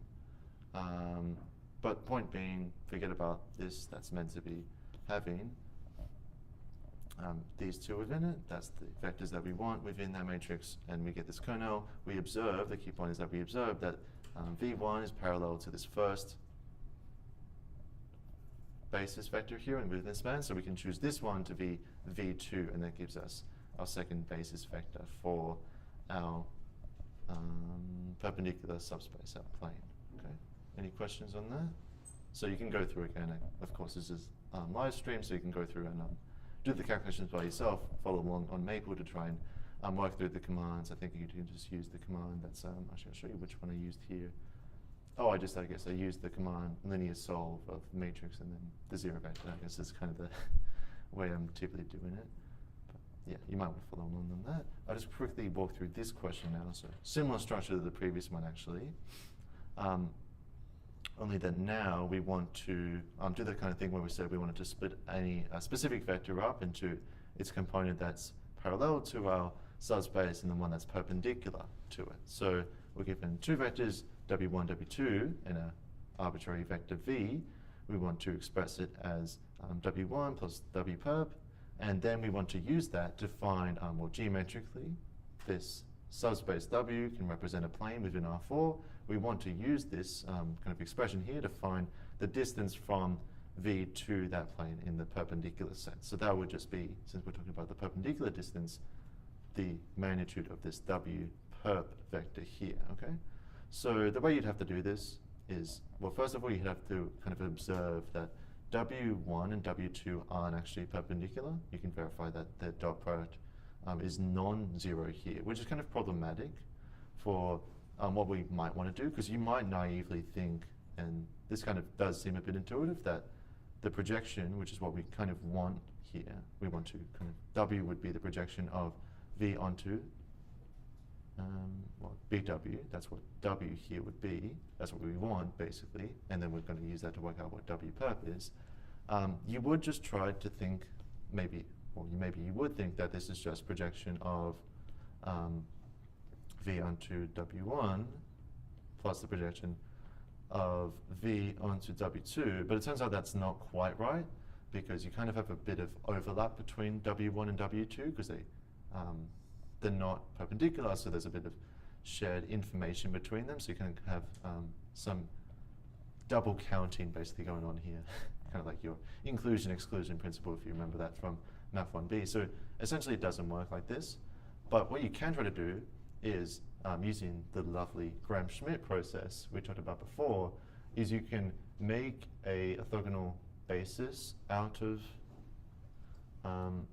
this W1, W2. You don't even need it to be orthonormal, you can just use orthogonal, that's fine. And so what I did for that is, I did this calculation, so we looked at how we could find and apply Gram-Schmidt before, so I won't go through the full calculations, but the results that I got is, if I were to write, say U1, that would be just W1, so that would be 2, 0, -1, -1. And then U2 would be, what do I have here? 0 to 1, -3, and that seems good.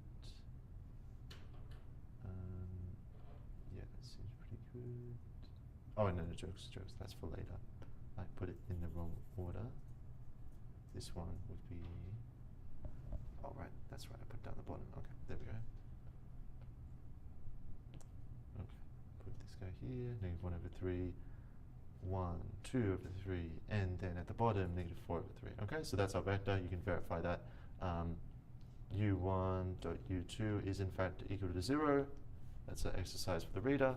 Now we'll go on and use this. So what we can write, I guess I could say not equal to this, but it is equal to projection of V1 onto this orthogonal basis, you 1 plus, or I should say, yeah, we just want v, so I don't think there's a need for a 1 here, plus projection of v onto u2, and you can do all the computation if you want, but this turns out to be 1, no jokes, not 1, 0, 2,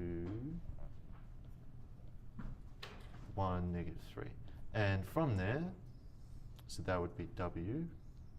From there, we can work out what w perp is. That's going to be v minus w, which turns out to be 1, 1, 1, 1. And you can verify if you want that this w perp is perpendicular to w. I guess if you add all these up, the 2 plus the 1 cancel out with the minus 3 if you just add all this up. And then finally, the result we wanted, so this was our w and our w perp. The result we wanted was the distance from v, the perpendicular distance from v to our plane spanned by w1, w2, and that would just be the magnitude of w perp, which you can verify is going to be 2, okay? Because that's, well, square root of 4 is 2. Any questions there? Okay. So hopefully that's fine with you guys. I think I just have now one more question on kind of another big topic here, and then we'll move on just briefly talking about determinants, and then Thomas will run through the rest. So this next part is what we can do when we're trying to fit some data to some sort of curve, so kind of similar to a bit of statistics, but not really. So what we can do, if we're given some sort of kind of matrix equation where we're saying we want ideally ax to be equal to y, but it turns out maybe there's no solution exactly for this, but we want to get kind of the closest solution possible. And so ideally what we might want in most cases is to minimize the squared of the square distance. So that's saying that we're minimizing the absolute value of ax minus y, right? The distance squared, okay? That's like Euclidean distance squared. So we're trying to minimize that, and it turns out quite nicely that we can use this transpose matrix to get that. So if we have this kind of system here, there's no actual real good solutions that kind of exist, but there are solutions, and it turns out that this solution that we'll get in a moment is going to be the least square solution that we want, which is minimizing the square distances. That's going to be exactly what we get when we multiply both sides by a t, right? So we get another matrix equation like this. Okay, so this is what we usually call our normal equations. This equation here, and you can solve these by just Gaussian elimination from establishing those equations. So let's look at an example now. So we're trying to kind of fit these points to a plane as best as possible in that kind of form. So what we want to do first of all is say, we'll kind of sketchily write out what the equations would ideally want to look like. So we're saying negative 3, for instance, if that's our z value, should be equal to a times 1 plus 2 times y, or 2 being y times b jokes. Likewise, we want negative 2 to be equal to, well, this is 2x now, so 2a, so meaning 2 is x plus b, and hopefully you can see the pattern developing here. Negative 4 is equal to 3a plus b, and as I've showed you before, we love to put these types of linear systems into a matrix form. We can write this as 1, 2, 3, 2, 1, 1 is equal to, well, if we multiply that by a, b, space, a, b, sketchily drawn b, is equal to negative 3, negative 2, negative 4. So you can verify if you try like the Gaussian elimination on that. It won't give you an exact solution, at least maybe it does, because if it does give you an exact solution, then that's also your least square solution. So you might want to just quickly check that, because there was a case I've heard of where a question in a final exam actually gave you an exact solution. So you would have had to done much less work if you just checked that the points were actually on the plane. But here we probably won't have that. So what we have to do is, if we define this as A and we define this as B, what we want is the normal equations A transpose A times AB is equal to A transpose times B, and you can do all the computation if you want, but what that will end up being is, you get the equations, let's get my color back, 14, 7, 7, 6 is equal to negative 19, negative 12, oh, this is, I'm going to move this over, that's going to let me, beautiful, okay, put AB here, and then what you do is just use our, I guess, well, what did I use, let's see, yeah, I used that linear solve function again, in Maple, and that can give you the solution by Gaussian elimination of this system, and then back substitution would give you that AB is equal to negative 6 over 7 and negative 1, so that means that A is equal to negative 6 over 7, B is equal to negative 1, so our plane, if you remember we wanted Z is equal to AX plus BY, that's going to be equal to negative 6 over 7A plus, no jokes, we found A. We want to make that x minus y, okay? So that's our least square solution plane. Alright, so I'll just briefly go through the determinants now and hand over to Thomas. So for determinants, hopefully you remember a lot of this from, well, I guess math 1A, 1B. So I guess what we're going to look at here is just revising some of the major formulas of expansion by minus cofactor expansion. So first of all, just some definitions to remind you. We're saying we're looking at kind of a matrix here. Well, let's try to draw it out a bit briefly. So our matrix is like this, where we have say n columns and rows, because we can't really define a determinant on non-square matrices. And we say that the elements here are A11, 1, so A12, dot, dot, dot. So this first one being the row, A1n, A21, and then you kind of see the pattern developing. This will be dot, dot, dot, AN1, dot, dot, dot, ANN. Okay. So what we say is the minor is going to be the determinant of what happens if we take away the ith row and the jth column. So if say I wanted what M1, maybe let's choose a better example. Maybe M. Yeah, let's go with M. Let's say 2, 3. So second row, third column is what we're taking away. So we're taking away the second row, eliminating this, and we're taking away the third column that's kind of here. So cross that out. We don't want that in our matrix. What we do want is the matrix we're left with, which is by combining these elements, these elements, these elements, these elements. We want the determinant of that matrix there. We kind of squish that together, right? So that's what our minor is the determinant of taking away a specific row or column. Then what we can do is write the determinant in this form, which we can expand across a specific row or specific column. Notice just be careful with the alternating ones and negative ones, citing that when k is equal to 1, you have to have I plus 1. Just be cautious of that. So you can expand across a specific row and multiply the element that you're currently looking at, where you go, say, left to right, multiplied by that matrix minor. Okay? Any questions there? All right, we good with this. So hopefully you've had some practice before using that. So we'll just go through some key properties now. So with square matrices, some properties you have to remember is that the determinant of the identity matrix is just going to be 1. Also, the product of the determinant of the product is the product of the determinants. That's what this property here is saying.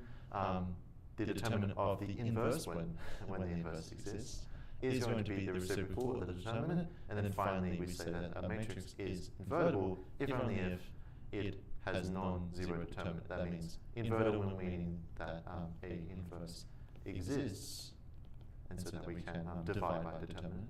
That seems like a gut check that it does work. And then some properties.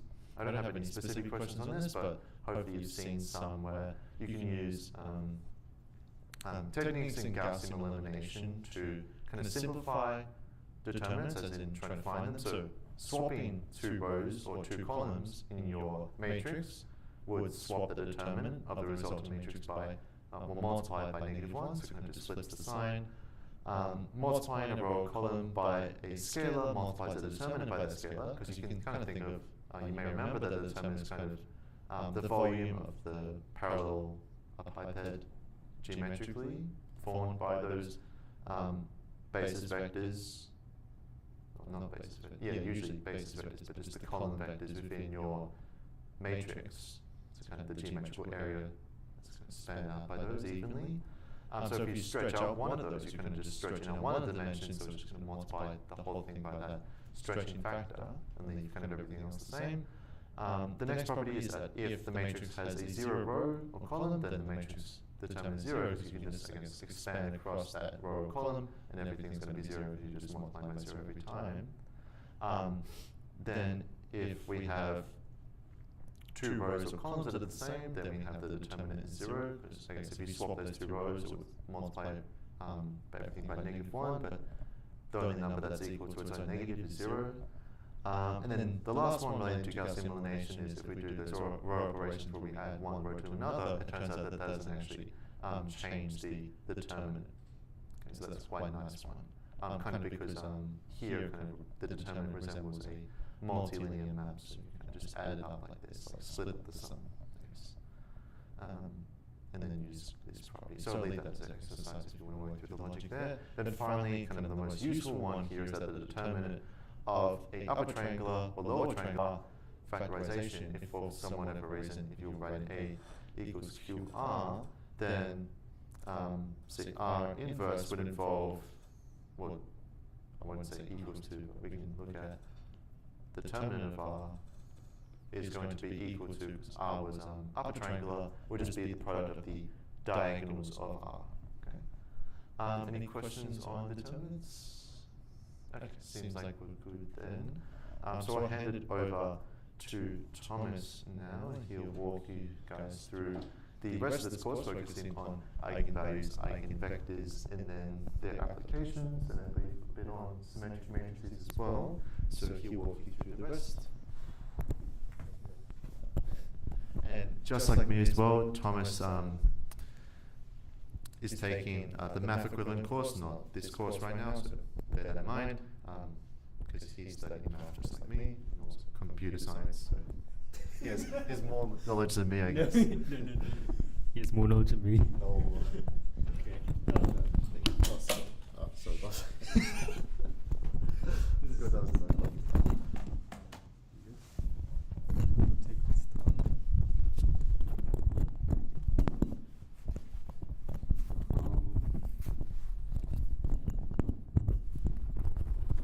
Alright.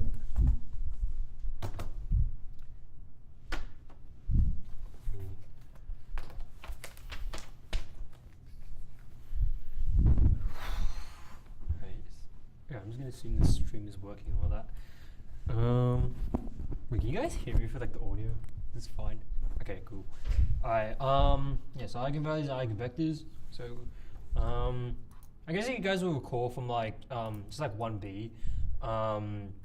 Pretty much like are we even explaining eigenvalues here?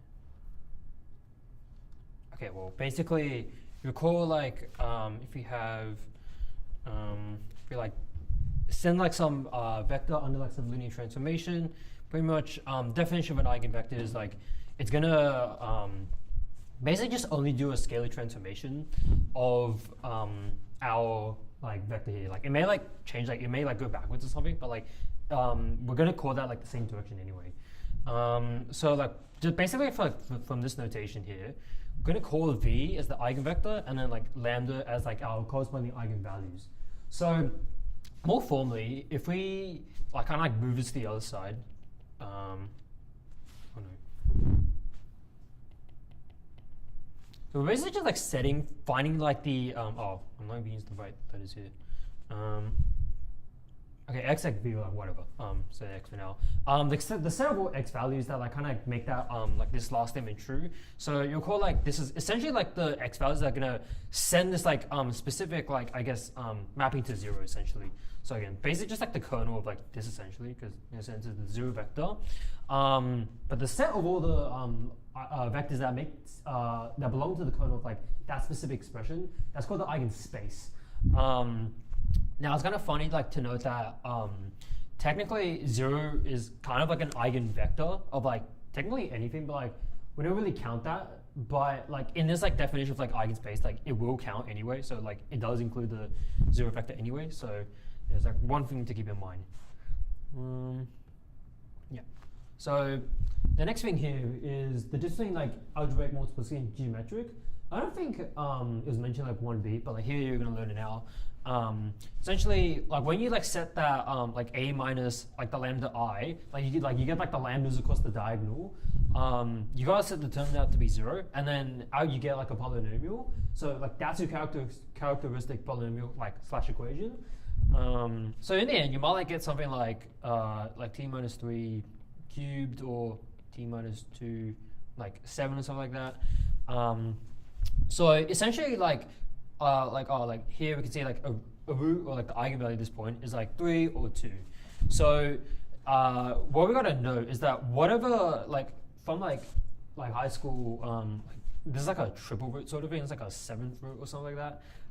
So it kind of like carries over here where whatever the root is being powered by, we're gonna call that the algebraic multiplicity. So it's just kind of like the number of times like the root appears basically. So yeah, kind of like the analogy with like double roots or whatever like that. However though, the geometric multiplicity is not necessarily the same as the algebraic multiplicity, because what you'll find is that when you're trying to like find your eigenvectors, so like how you find your eigenvectors, you kind of like do like a minus, like say it was like 3, you say like 3i, and you just find the kernel of that. The kernel of that would definitely at least be like one vector, like at least be one vector, like assuming you do your calculations right for the lambdas.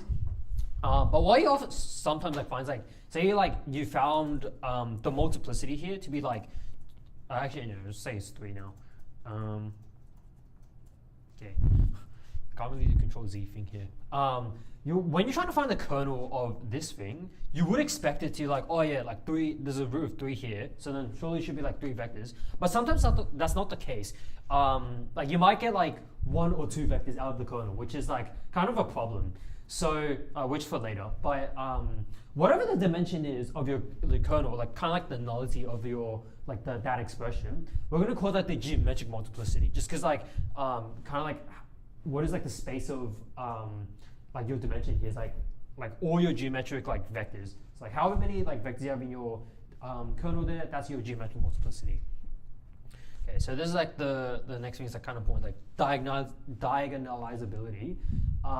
Essentially, it's diagonalizable if for every eigenvalue, they don't have to be unique, but for like every single eigenvalue, you have like linearly independent like vectors essentially. Or essentially, if you want to link it back to like I'm gonna call this AM and like GM. If the AM is equal to the GM, that's when we have our matrix is diagonalizable. So you remember like that it's like the PD like P inverse thing. I might like, yeah, okay, I'm gonna say that there anyway. But if you can represent that form where P is invertible, because every vector is like invertible, then that's when it's diagonalizable. So I'm just gonna say it here anyway. Yeah, so like the idea of like similar, two matrices are like kind of similar if you can kind of like smush a sort of like a matrix inside, like it has to be invertible. Oh wait, well, it doesn't necessarily have to be invertible, but like the ones that you smush it outside, like the P and the P inverse, that one definitely has to be invertible. Otherwise, like, the P inverse wouldn't really make sense. So that's like the definition of similarity here. Yeah, so like these are kind of like some properties of similar matrices. So if they're similar, so like we kind of use this notation. They have the same characteristic polynomial. The eigenvalues are the same with also the same algebraic multiplicities. I'm not sure about the geometric multiplicity, but they also have the same trace and the determinant. And then finally, like this like power like notation here is like you can power A n times, but like you don't power the B's n times. You only power like the middle thing. Like you can do that because like if I said P, this kind of thing, if I like square it, I am like timesing this thing again. But notice how like the P inverse like the P's, like obviously it's invertible, so like they're gonna cancel. And then we have like PBB, like P inverse, and then like the. Could you change the color from yellow to something else that's more visible? Oh yeah, correct. No, it's okay. Okay. Wait, is that good? Yeah.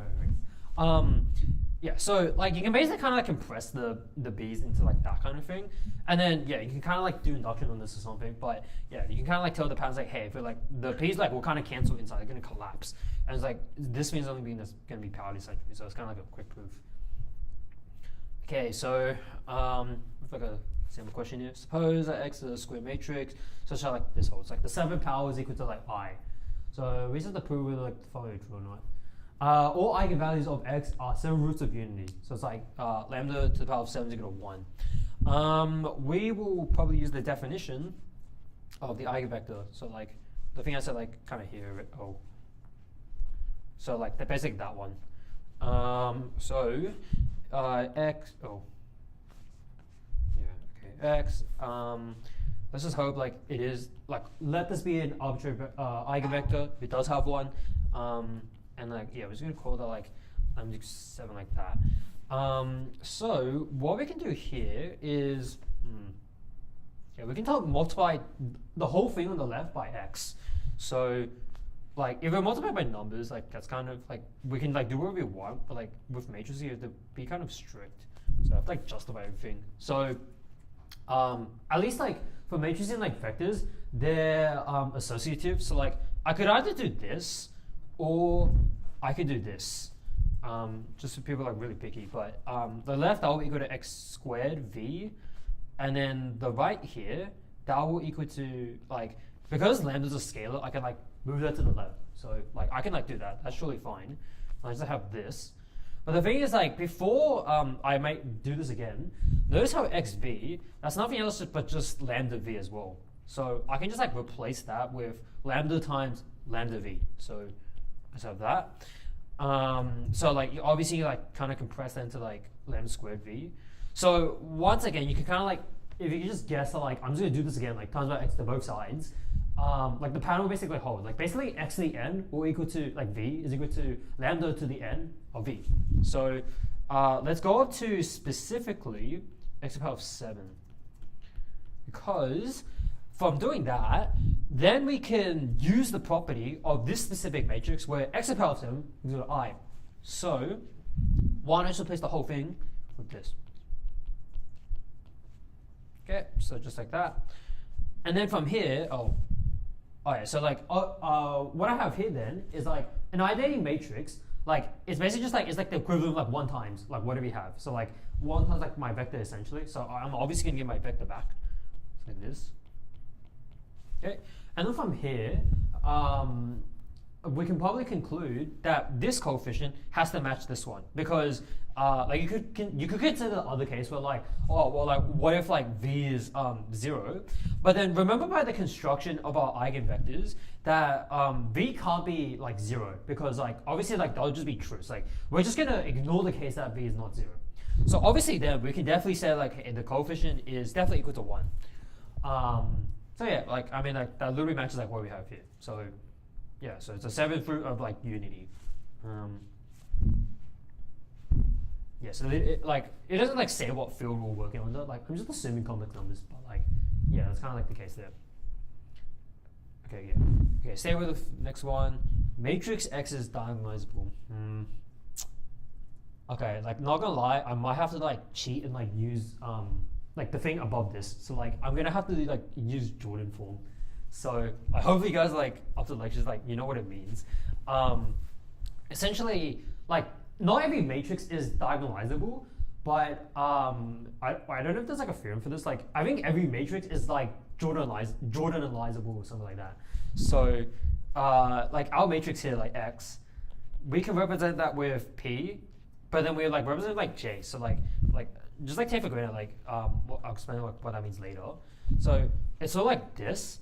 And then just record that like, x to the 7, that's equal to pj to the 7p inverse. Because again, like this thing here, whether that's Jordan or not, that's still a similar matrix anyway. So like this is definitely true. Once again, we're going to use the fact that x to the 7 is equal to I. So we have this. Okay. And then from here, what we can do is like I could just like multiply by p to both sides to the right of it. So like I really want to have space. Like I is equal to okay, IPs, we're gonna like P, J7, P inverse P, so like that. Obviously like I write P's will be kind of gone. And then I'm gonna like multiply by, actually no, before I multiply, notice how like the P here, like the any matrix times like any matrix is obviously like this thing itself, so I'm gonna keep that.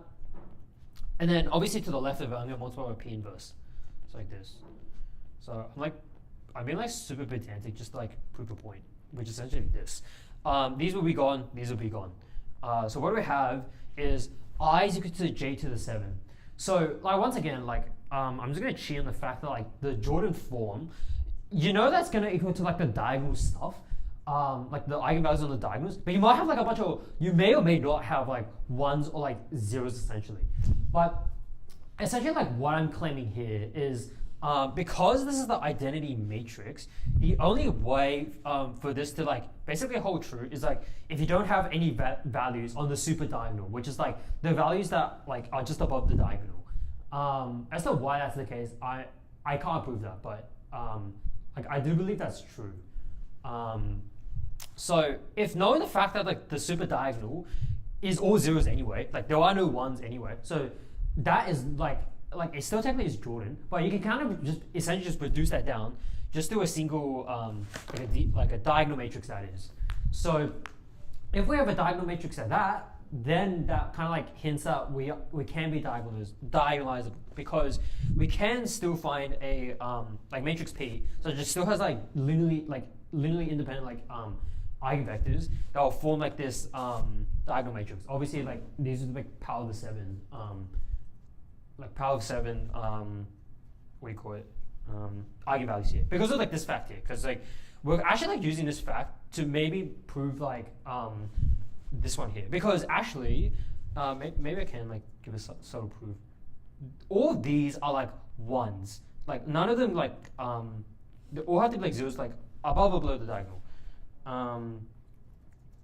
But I guess if you were like to like 7th root the matrix, which is like maybe a bit sus, like with definitely one of those matrices will equal to like the 7th root of all of them, because like all of them we get like lambda 7 on there, but then if you like 7th root the matrix somehow, it's like actually just equal to like lambda lambda lambda. Like obviously it'll be like different, like 1 2 3 so on. So that's kind of like explaining why this is somewhat diagonalizable, because each of these will be like not necessarily. Oh wait, I don't know if they, okay, like they may not be distinct, but they will definitely still have to have like linearly independent like vectors because of the fact that we can invert it. That's kind of like the massive hint in this one. So we're kind of borrowing like the Jordan form here, unfortunately. But yeah, I guess like that's how you're meant to like tackle this question here. Yeah. All right. Okay. Okay. So, oh, you guys do spectral theory as well. I didn't know that. So essentially here, we're working on the symmetric matrices. So if you have a symmetric matrix, so it's like the one who's like, if you like reflect on the diagonal, it's like the same. Apparently all the eigenvalues are real, all the eigenvectors are orthogonal. So it's like if you take the dot product with like every one of them, they're going to be 0. And also RP, it also has like an orthonormal basis of your eigenvectors as well. Or you could like say like this one here. So every symmetric matrix is orthogonally diagonal. So like it's the same thing, except the fact that Q is then like because before you had like Q inverse at the end, but then using the fact that it's symmetric, so like it's gonna be like this anyway. Yeah, it'll be like the same fact there. So like that's the only difference of orthogonally diagonalizable versus like a general diagonalizable, pretty much. Yeah. Okay, so I guess like an application here is like conics. So it's like the thing when like you have a cone and you like just slice it and you get like 4 different shapes. I think you get like a parabola, a circle, a hyperbola, and like something else. Like I'm not sure. Oh wait, but like an ellipse is like it's a subset of like a circle. I don't know if you get like, wait, do you get a line? No, you don't get a line. No. Okay. All right, but like in general, central conic will have like this kind of equation. It's a general form. obviously if like one of the if like what's that letter? Oh, gamma. If gamma is like 0, then obviously this like kind of reduced down to like an ellipse kind of thing. But you can represent these like sort of coefficients in like this sort of like compact like matrix. Like A is equal to like your burst coefficient, and then like your like kind of middle coefficients, like which is your gamma, followed by your beta, which is the coefficient of the y squared. And then obviously how we set it up here is like it has to be symmetric here. Yeah. Okay. So like we're just kind of like using the definition from like here like right away.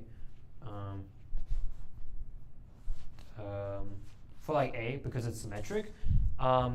If that's the case, then we can claim that it's equal to like C is equal to, oh, wait, I was meant to say this, sorry.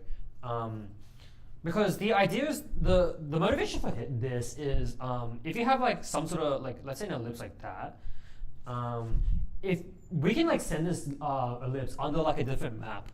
So when we map it, it's gonna like transform, and what it's gonna look like, it may look like this or something. So like stretch it out, or like you rotate it, something like that. Like that's what like this A matrix does essentially. So it's like whatever the coordinates of your original one. Like, let's say it's like, let's say this is like x, y. We can like see what that gets mapped to under this like new like curve. Just by plugging this in. So like the transpose of the like your coordinates multiply like your like transformation matrix, and like you multiply like x again. So whatever the coordinates of this is, that's given by like essentially C. So like I might like say like that kind of thing. Given that C is equal to that. So like that is what C is. It's like the result of like what you result is like under mapping under this new like A matrix. Okay, so then here so like we're gonna use the fact that like it's like diagonalizable, and like use like symmetric definition up there. Then what we claim is that like our like C term here, we can instead write it as this. So like I'd imagine that you just I imagine you just like replace like each of these Q's with okay, it's kind of nasty, just like a ton of like transpose stuff there. But essentially like I think just like replace all of these. Actually no. If you expand this out, like if you expand all this out, you should just find that it is equal to like this essentially. So like it's just an algebra exercise, like prove they are equal. But that's like an alternative expression to like find your coordinates in terms of like your original one, and then Q, which is your like it's like your eigenvector, the basis of your eigenvectors essentially. Yeah. Okay, so essentially in the rotate. Okay, yeah. So like obviously it's like a 2 by 2. So there's going to be 2 eigenvalues.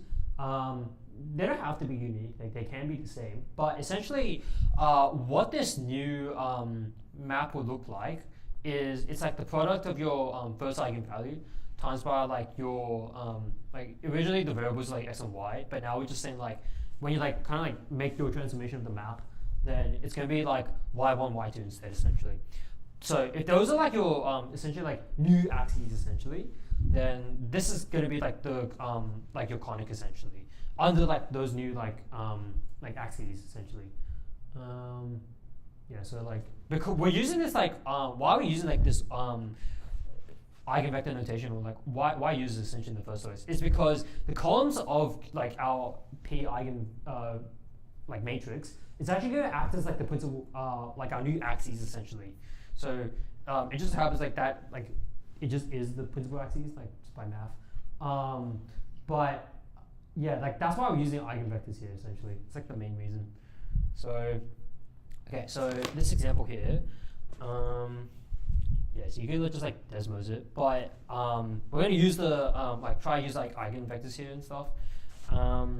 So we have this, and then okay, essentially like we want to find the point that is closest to the origin on this like curve, because again what I claim is that you have like one of those like 4 main conics, like they kind of like say it was like an ellipse or like a parabola, you kind of just like leave it as like that, as the base one, but then you just like do some like rotation or something like that, and then you're asking like, oh okay, like what's the closest point on like that curve essentially, a new one. Okay, so we would have to do a bit of calculations, but it's kind of mitigated because we already have the eigenvectors here. So like this one and like this one, and then obviously just like bringing up the coefficients. Is like you move like this one here. For like that middle term, with like the x and y term, you have to get the half of it essentially. Maybe because like these two combined will form like this one, so that's why I'm gonna take half. And like that last coefficient, yeah, it's like 52. Like that middle one here, like this 10,000, we deal with it. That is not good. We deal with it later. Yeah. Where is? Okay. So we first need to find the eigenvalues. So like we need this essentially. Okay. The hotkey is Shift 3. Where is it? Charger. Just wait. Okay. Okay. Oh, nice, thank you. Shift. Wait, what? Oh wait, no, I can just like move it. Thanks. Okay. So, damn, I haven't done like MATLAB in a while. 73, negative 36, negative 36, 2. Do you guys learn how to do eigenvectors, like the commands for eigenvectors? Like in yeah. We didn't teach us it, but Oh, damn. Maple. Oh, okay, Maple, yeah, okay, like, basically just a quick one. So, like, the point is like, I already forgot how Maple works, so, like, you will find the eigenvectors this, like, manually or, like, by the, like, your computer in the exam. So, I believe, VD is, like, Ig-A. Oh, crap, sorry. Okay, so, like, I pressed it, but, like, I'm just this. Wait.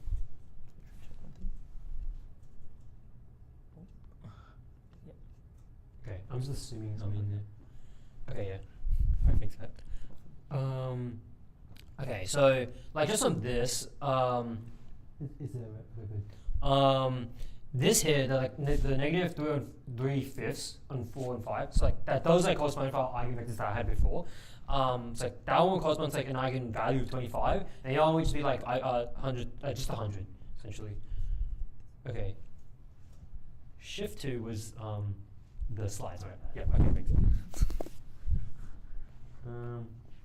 Yeah. So I just said this. I said here lambda is like 100. Lambda here is 25. So we're going to use that like right away here. So like sort of like use this form here. Because like it's essentially just like punching in for the math, like that equation that just kind of like simplifies it for us. Okay, so 100 and then 25 y squared. So like that delta is the same delta from like the original. So like 10,000. Yeah, okay. But then here, what do we notice this equation to be? It's just an ellipse. Because like, you know, like our eigenvalues could have been like negative or something like that, or like positive negative. So like we could have had like we could have something like this, for example. Like in this case, it would have been like say like a hyperbola, right? So like just based on like the different combinations of eigenvalues, like the sign of it, we can get out the different like shapes of the conics essentially.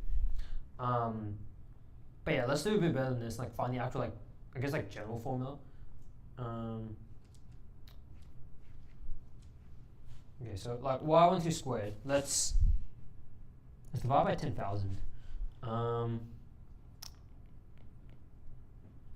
not it. Okay, what's 10,000 divided by 25? 400. 80 squared, 400. And then I think we could have 1. So yeah, we have like this general form now. So how we can draw this up is okay. Let's say this is like y1, this is like y2. I need to go MATLAB for this. I'm pretty sure it looks like this. So this is like 100. Oh wait, no. Oh wait, I have to like. Sorry, I have to like. I have to like put it on the square root. So I have to like y1 over 10, all of that squared. And like same for this one, like square root of like 400. That's like 20. This one's 20 here. Okay. So the point I want to do from here now, like why I do this, is because again, like I'm trying to like, find the point that's close to the origin. This point here, like I need to find the points that are close to the origin on the original one before I map it. I think I mean you guys just take this for granted, I think. But like if these are the points that are close to the graph, when you like map it, so like when it like does the shifting and all that, they will still stay as the same like points that are still closest on the graph essentially. Like I mean just that's how like the not symmetry but like the mapping works kind of thing. Like you preserve the I mean like just preserve the distances. I think that's maybe like why that's the case. But you just want to find the points that are closer to the origin on the original. So like I mean it's kind of clear here that the points on the like you want to minimize the distance. This distance here is the shortest because like if I can like consider the extremes, like 10 is like the smallest like so-called radius, but then oh no, what the hell? Wow, it's like the worst. That's okay. Okay, That's right. okay. Oh, the iPad's gone. That's why. It's cold. That's not nice.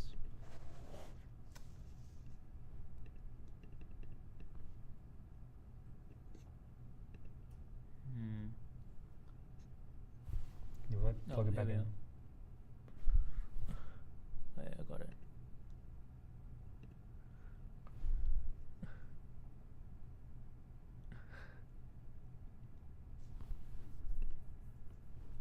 Oh, thanks, man. Alright, what was I saying? Oh yeah. So like I was kind of like saying here is like the smallest like distance from like the origin to like this point here is like a distance of like 10. But if I consider the other extreme, like going to this like other like radii, I guess kind of, that is like a distance of 20. So like that's obviously like, the max distance, so I don't want that. I just want the smallest like sort of radii, so it's like 10. So and obviously it's like the same for the other point. So like just by symmetry, the points there is like 10, 0, and the other one's like negative 10, 0, sorry. And the other one here is like 10, 0. So those are our smallest like distance on the original, but then we just need to map this under the new like map. So again, like how do we calculate? Oh no, where is it? Okay, why do you like you check Desmos to make sure? So I believe that okay, you have to like no, you might have to do a bit of. Oh wait, no, we already had the thing up there. Yeah, so like just with like the like general form that you could use, like again, we could do this, or we could do like this one here. So like it's just depending on like what you want to do at that point, like which one you want to use. But like, okay, let's just use the first one. So 10, 0. Map it under 73, 36. Okay, and then we have to multiply that by x.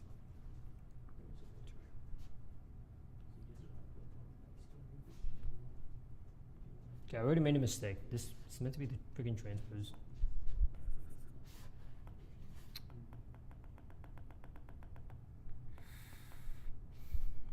Okay, 10, 0. Wait. Okay, now I'm like, I need to check something.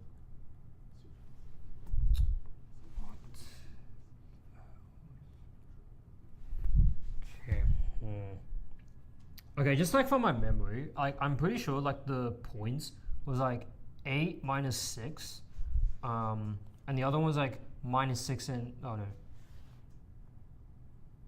sorry, The other one was like 6 minus 8. That's from my memory of like when you like chuck in these numbers. That's the calculations. I don't need like actually prove like it's actually the same.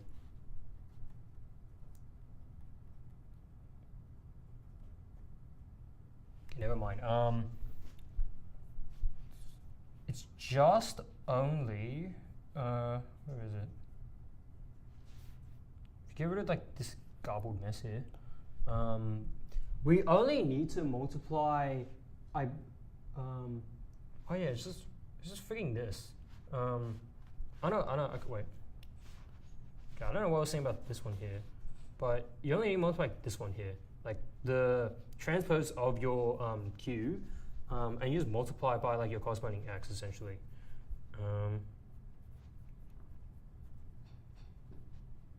Just check that. Yeah, okay.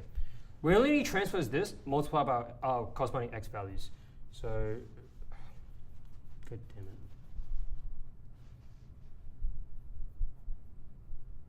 Okay, I might just have to like cannibalize the space. 4 and 5, so transpose this like minus 3 and 5, 2 and 5, 4 and 5. Okay, and it's like multiplied with each of like the corresponding like the nearby coordinates. So it's like from there, kind of say it was like 10, 0. Like if you just punch in through the math, I believe that's, let me just check. Okay, 8 minus 6. And then like similarly, if that one was like negative 10, 0, that one's equal to negative 8, 6.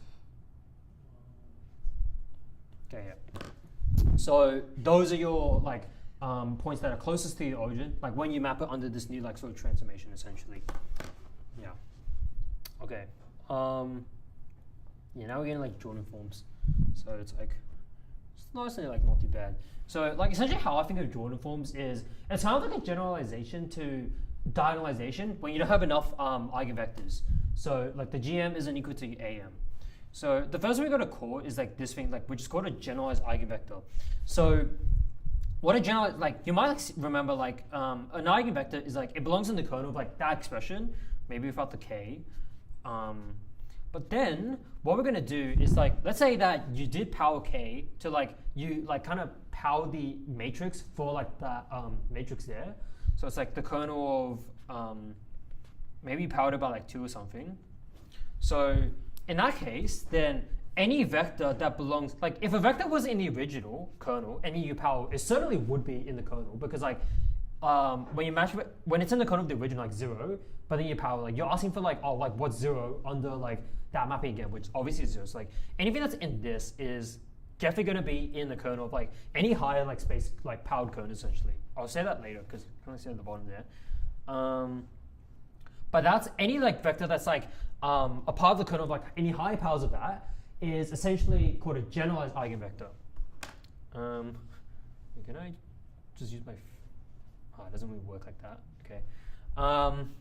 So if you like basically let essentially just call M like a really large number, so like just maybe like 1,000 or something, then the vectors that like will be part of like, you know, like the kernel of like power of 1, 2, 3 up to like M, we're gonna call that the generalized eigenspace. Obviously this is just for like this restricted like eigenvalue, but yeah, it's kind of like, again, like similar to like actually, yeah, it's kind of like similar to like the normal eigenspace, but like for like the generalized version, like when you like this power to the K thing. Yeah. Okay. For each define. Okay, yeah. So like just to like help with the notation here, we just call like VK of lambda just to be like the kernel or like the nullity of like your K powered like expression there. And then, oh no, that's the kernel. I meant like the nullity of this then is like equal to this basically then. Okay. But then this one here is like, it's kind of like important points here. But every time you like power it, it's always going to be greater than or equal to the nullity or of like your previous like powers essentially. So they're always going to like basically get bigger or like stay the same. Basically like it can never decrease. That's like the whole that's the whole point. And then for this one here, like this one here is like saying the gaps between each successive nullity cannot like get bigger. So essentially, like an example is like, let's say I had like a nullity of like 10 when there was a case 1, and then I just keep going. So like I'm just gonna say like 13, 15, and then like 16. Yeah, so like maybe that's something like that. These like the nullities every time like I power it. So these would be fun, right? Because see how like it obeys the first rule, it keeps increasing.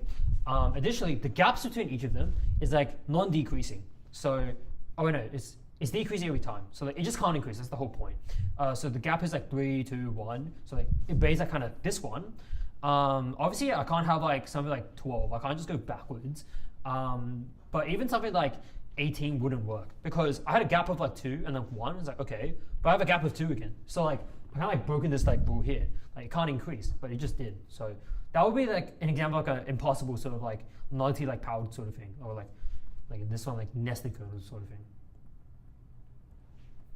Okay, so next thing is like Jordan chains.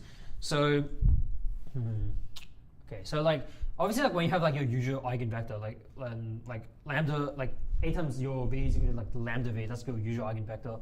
But then we're gonna like kind of like this define like this recursive sort of like vector for like our Jordan chain essentially. It's actually like a list of vectors that like you keep on like doing your generalized eigenvectors until you get down to like this process here. So like I have a good I have like a visual way of like kind of representing this. So what did we say our notation was? Yeah, GE. Okay, so like GE like lambda, doesn't matter what it is. Wait, and what's the okay, I'm gonna have like make up my own notation. Like let's say just like G1 for like or your like k is equal to 1 essentially. So essentially any vector that belongs in there, like that's just the usual eigenvector. Like when you times it by like that is equal to like lambda. Or additionally, how at this point, you should think of like this essentially, like applying this transformation, because like that essentially is like when you map it under the eigenvector, that's going to go to 0 essentially. So for usual eigenvector, like that's basically the case. But then let's say for GE2, so like you kind of like anything that belongs here is like a generalized eigenvector of the square of like that kernel like expression essentially. So the point here is that if you map, I better label these. If you map V2 under A minus lambda I, then essentially what that's going to do is it's going to, according to this, according to this formula here, it's going to send it into your like the previous term. Wait, I should have been like that one. Sorry. It's going to send it into like the term below it, essentially, like the vector that's below that eigenspace. So it's going to be any vector that's in G1 essentially. So when I apply this, then it's going to be into it's going to be sent to V1. And then if I map this again under like the same like A minus lambda I, then that thing's going to go to 0. So you can kind of like see like maybe it's like if it works for like 2 vectors, then surely it should work for like maybe like m vectors, like however long your chain is. So you can have like a lot of like GE spaces going on here. So like maybe like GE3, you have like V3, something like that. So like if you map V3 under like this A minus lambda I, that will get sent to V2, that will get sent to V1, and then that will get sent to I. So like the vectors that like form that are kind of like that start the whole chain, like V3, V2, V1, that is your Jordan chain essentially. So that's kind of like the basis for that kind of. Okay, so now it's kind of like referring like the things like way before, like Jordan blocks. So you'll notice like Jordan blocks are like very similar to diagonal matrix, except for like the fact that okay, like all these are like the same. Obviously they're not diagonal, but then what you notice is that there's like a 1 on each of them, like on top of each of like the lambdas. So like we call this the diagonal, but then this is called the super diagonal. So essentially a Jordan form is, or Jordan block I should say, is any like diagonal matrix that has like the same eigenvalue across, and then you just have like a bunch of 1s on the super diagonal. So that's what a Jordan block is. Additionally, so this is kind of like the generalization of diagonalization I was talking about. If you can't, actually no, I'll just like essentially say it like, if P is like, if all the vectors that form the matrix P forms a Jordan basis, then you can kind of represent it like this, or like, I would like this, like A is equal to P, J, and like P inverse. Like similar to like, we have like A is equal to P, like D, Like I always think this one first, but either way it's like fine. So it's kind of what this is saying. So like the P is like how it's like compared to like the usual diagonalization case. It's like the P is like kind of similar. It's like your instead of eigenvectors, maybe it's like generalized eigenvectors, that is. And then for J, instead of like it being a purely diagonal matrix, it's just gonna be like a like the Jordan blocks essentially. Yeah.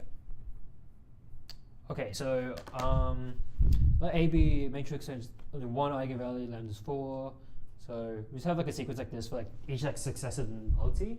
But then we just need to find what I really should have said this. Essentially this J here, in general, like let's say we have like an eigenvalue of like 2 and like 3, but maybe there's like a multiplicity of like 3 and 1. I don't know if I'm going to say direct sum later. Okay, I'm not going to say it later, so I'll say it now anyways. If this is like a multiplicities of like these ones for like these actual eigenvalues here, like this multiplicity of 3, that's going to be like a Jordan block of 3. So like this Q here is like representing like your kind of multiplicity, I guess, of like whatever lambda you have. So like J3 of 2. And then this one here's like a eigenvalue of 3, but the multiplicity of like it's like 1. It's like a Jordan block of 1, but then like trivially like a Jordan block of 1 is like just the value itself. So it's gonna be like this. But then actually how you represent this as in like inside the matrix, you can always represent the Jordan form as like a direct sum. So you can do something like this. So how we represent that here, because like this is like 3 and 1, so it's like it's definitely a 4x4 matrix. So what that is essentially is like, let's just draw this essentially. So remember, it's like we have 2 on each of the diagonals, similar to the diagonal matrix. But because it's like a Jordan form, we're gonna have like a bunch of 1s on like each of the 2s. It's like this. Obviously, can't really do that here. Everything else in there will be 0. So it's like this. So this is our J32 block. And then we do the same thing for this one here. So J1 of 3. So again, like we're gonna do like the same setup, except like here's just the number. So it's just like literally 3. Like that. So this one here, that's our block, and this is another block. Obviously, like if you have like a bunch of like unused like space values or whatever, all of those are 0s. Okay. But essentially, you should be able to like recognize, like you should be able to like see the block. Say, hey, I can recognize this block, and like I can recognize this block. So that is how you can represent the Jordan blocks of like any Jordan matrix, essentially. So I come back to this. We just need to like determine what is the possible like direct sum of our Jordan blocks. Okay, like did you guys learn Young Tableau? Like table, anything?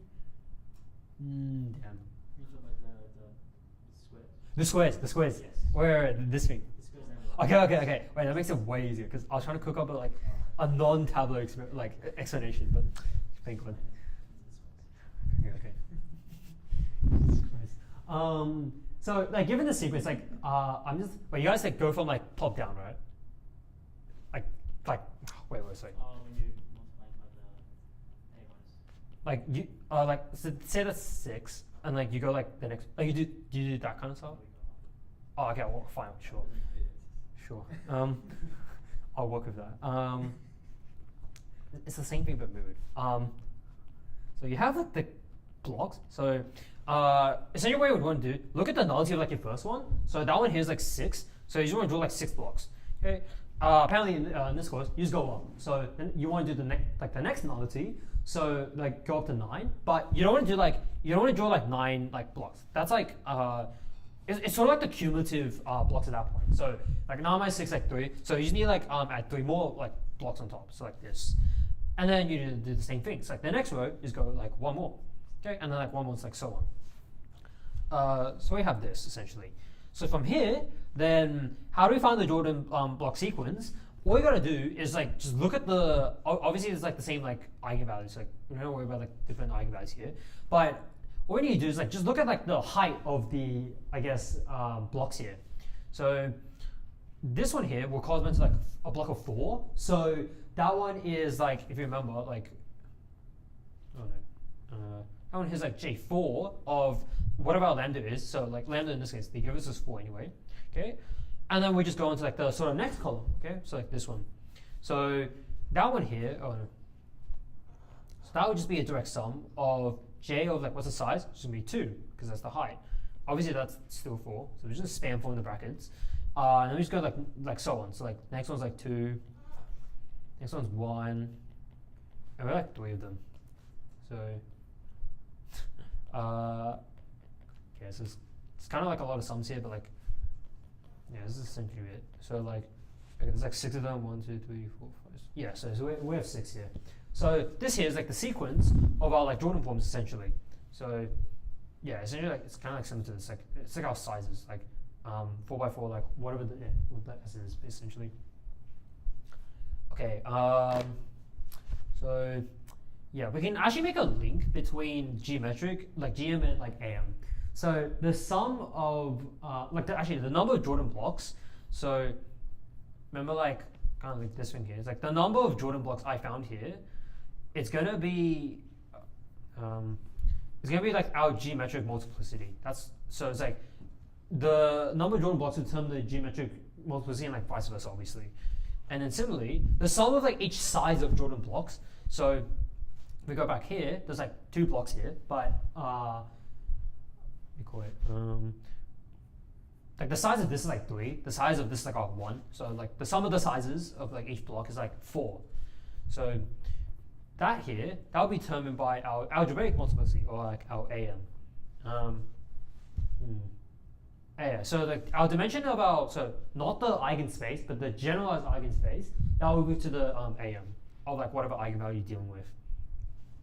Okay, so yeah, Cayley-Hamilton theorem. This kind of like, yeah, it's kind of surprising when I learn it, but like whenever you got like a characteristic polynomial of like your matrix, like when like the lambda's on the diagonal, then whatever polynomial that is, so we're going to call that like CP of AT.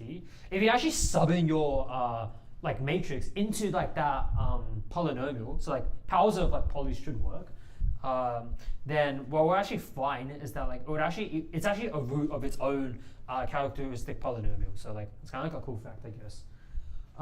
2 matrices is similar. Yeah, so I guess this is the given fact. All right. Matrix has an eigenvalue -2, algebraic multiplicity of that, blah blah. Okay. I don't know why they're saying like alpha beta, like it's like a general thing, but then they immediately just like say it right afterwards. Kind of just like, I don't know what the point of that is. Like, so I'm just gonna say like 9 and 5 here. Write a Jordan form, J of the matrix, i.e. find this. Okay, so I was gonna do this manually, but then I just kind of realized, like, you guys should like optimize your, if you guys can do it in MATLAB, you guys should do it. So, let me try, oh no, Shift 3. Let me, okay, I am on MATLAB, okay, it says it. -15, -8, -41.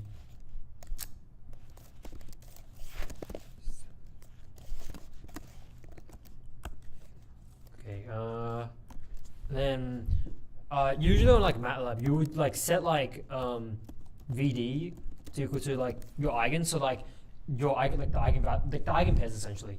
So like the first one, like the first like matrix, like whatever that will be your eigenvectors, but then D will represent your like eigen values corresponding to like the respect to the same eigenvectors. But I'm pretty sure you can also do Jordan, so you can like Jordan that. Damn it. Okay. Can I install some spyware, do you think?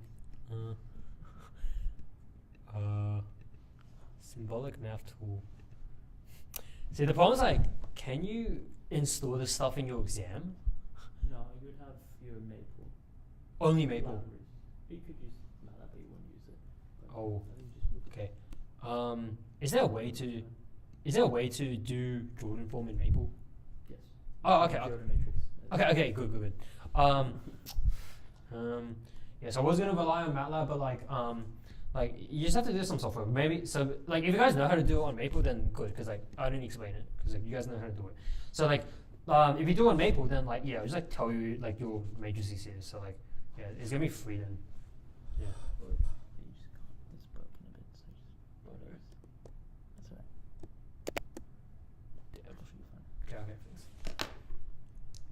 But like the answer for this one, maple. Okay, so matrix exponentials. So you call that from like again like 1b. We can kind of like write e to the x as like some sort of like sum of like Taylor series essentially. So it's kind of natural to like maybe apply this to matrices. So essentially like the power of a matrix is again like kind of the same like Taylor series like definition here. We use the same thing. Again, like I think it's a fact, but like you guys, I don't know how to prove it. It's like regardless like whatever A you're dealing with, like this will always converge. You know how like in like when you're like doing like e to the x or whatever x value you plug in, this will definitely like converge. So it's similar for matrices. I mean like use some like kind of like definition of like norms or something like that, but like you don't need to worry about it. The point is like it's the same definition like for 1b. So it's also like a known fact, like again, if this is like diagonalizable, oh wait, no, sorry, not, like if it's just like Jordanizable, then the exponential of your matrix is equal to, so like your eigenvectors, they don't change, like just keep those, but you actually exponentiate your Jordan form essentially.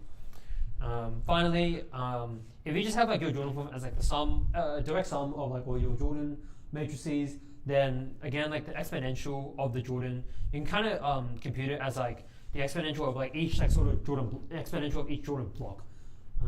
So like a direct sum of that. Yeah. So now you might I thought it was that, but sure. Exponential of a Jordan block. So essentially like the fact is like you're gonna kind of for a Jordan block, you kind of like split it up as like basically your n what do you call it? It's essentially like the identity matrix, but then you just spam your eigenvalues in each of the identities here instead. And then you have this NK thing. So what that is it's called a nilpotent matrix. So what that looks like is it's kind of like, pretend there's a diagonal here. I'm trying to say like the ones are like just above the diagonal. So that is your nilpotent matrix. So you just remember like, oh yeah, you plus like those ones in the super diagonal, and you plus like your like usual lambda I like matrix. So of course you get the Jordan block. So you kind of just split it up. So then, and the reason called like nilpotent is because yeah, just for a nilpotent matrix, if you power this k enough times, that will eventually go to like the zero matrix. That's kind of like a fact essentially. But essentially, like if we're gonna power this a Jordan block, like with like some like t variable here, it's gonna equal to like e to the lambda t, and then plus like e to the t of nk. So like we're kind of just using the what do you call it? Just like the sum of like when you deal with like numbers. So should wait. You're just like sorry, I meant like for scalars. Like it's basically just like this, but like for a matrix. Although like I just want to point out that this is true only if the matrices commute, in the sense that like AB is equal to BA. So it just happens in this case they do commute. But I just want to say that in general, like it's not always the case, like for like this one here. But if that's the case, then we're gonna use that fact basically. So the exponential of your Jordan matrix times like some random t value or variable is equal to like the identity matrix plus like essentially it's gonna be like this thing that's being powered and like factorial on essentially. So like you have t and k, and like you square the like the variable and divide it by like that factorial. So it's like this is essentially like the general term. So you do have to like the index k. So like kind of like the thing before here, the last k term before it then goes to zero, because like obviously because actually like what you find is like this thing here, it actually is just the same thing as like that infinite sum I said here. But the reason it stops at k minus 1 is because when you do k value up to k, then it will just go to 0. So like the whole thing just go away. Obviously anything after like 0 is like it will still be 0. So that's why you only do up to this thing, like the last like non-zero term essentially. Yeah. Okay. But then how do you actually represent the exponential with Jordan form? Essentially like the math has been done for you. Essentially, it's equal to this is a scalar, so the exponential of your eigenvalue times by t, and then you multiply it by, so like again on this diagonal, it's like a bunch of ones. The diagonal next to that though, this is like essentially like your terms of like the e to the x sort of Taylor series. So it's like t, and then the one above that is like t squared on 2. So like obviously the one above that would be like t cubed on 3. T cubed on 3 factorial, like so on up to like the essentially like the size of your matrix essentially. So that's how we can like calculate the exponential of a Jordan matrix essentially.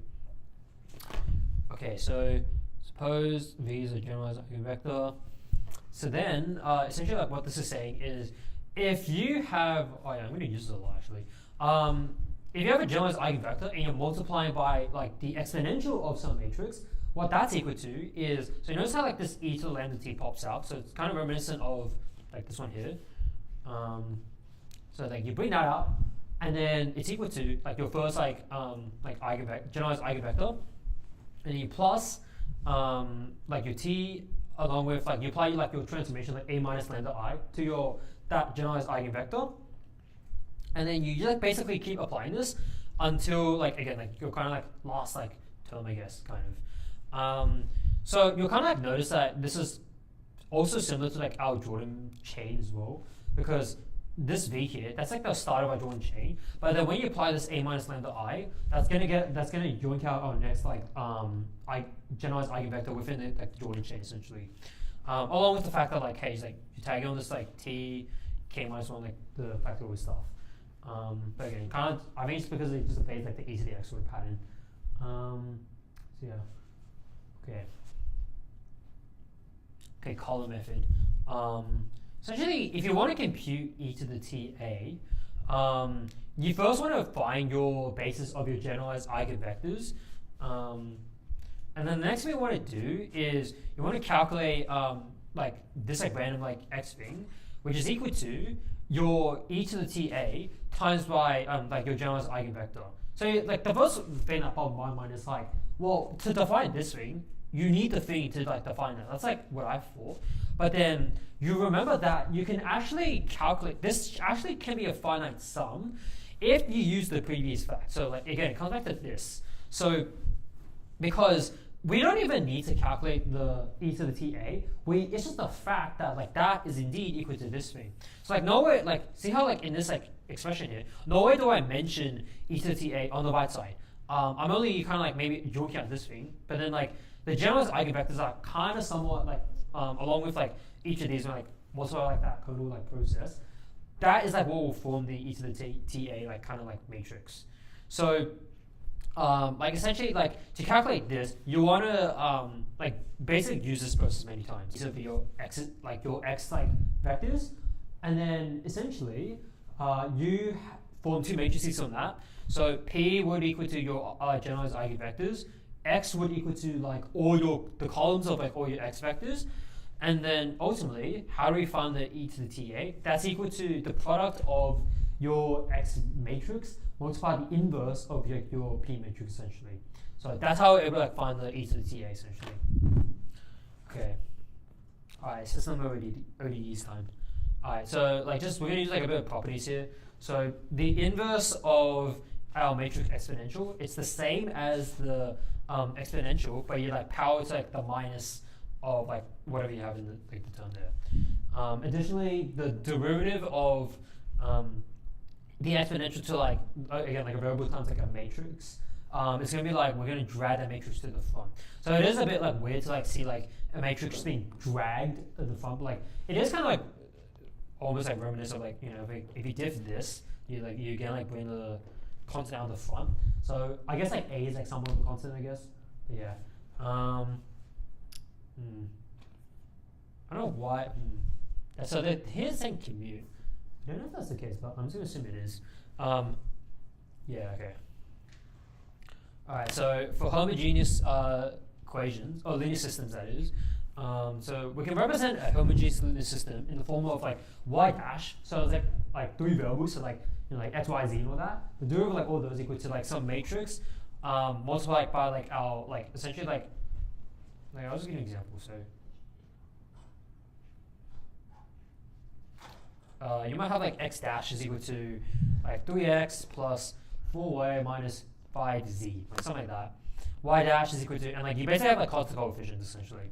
And then the coefficients of all of those will form your matrix A essentially.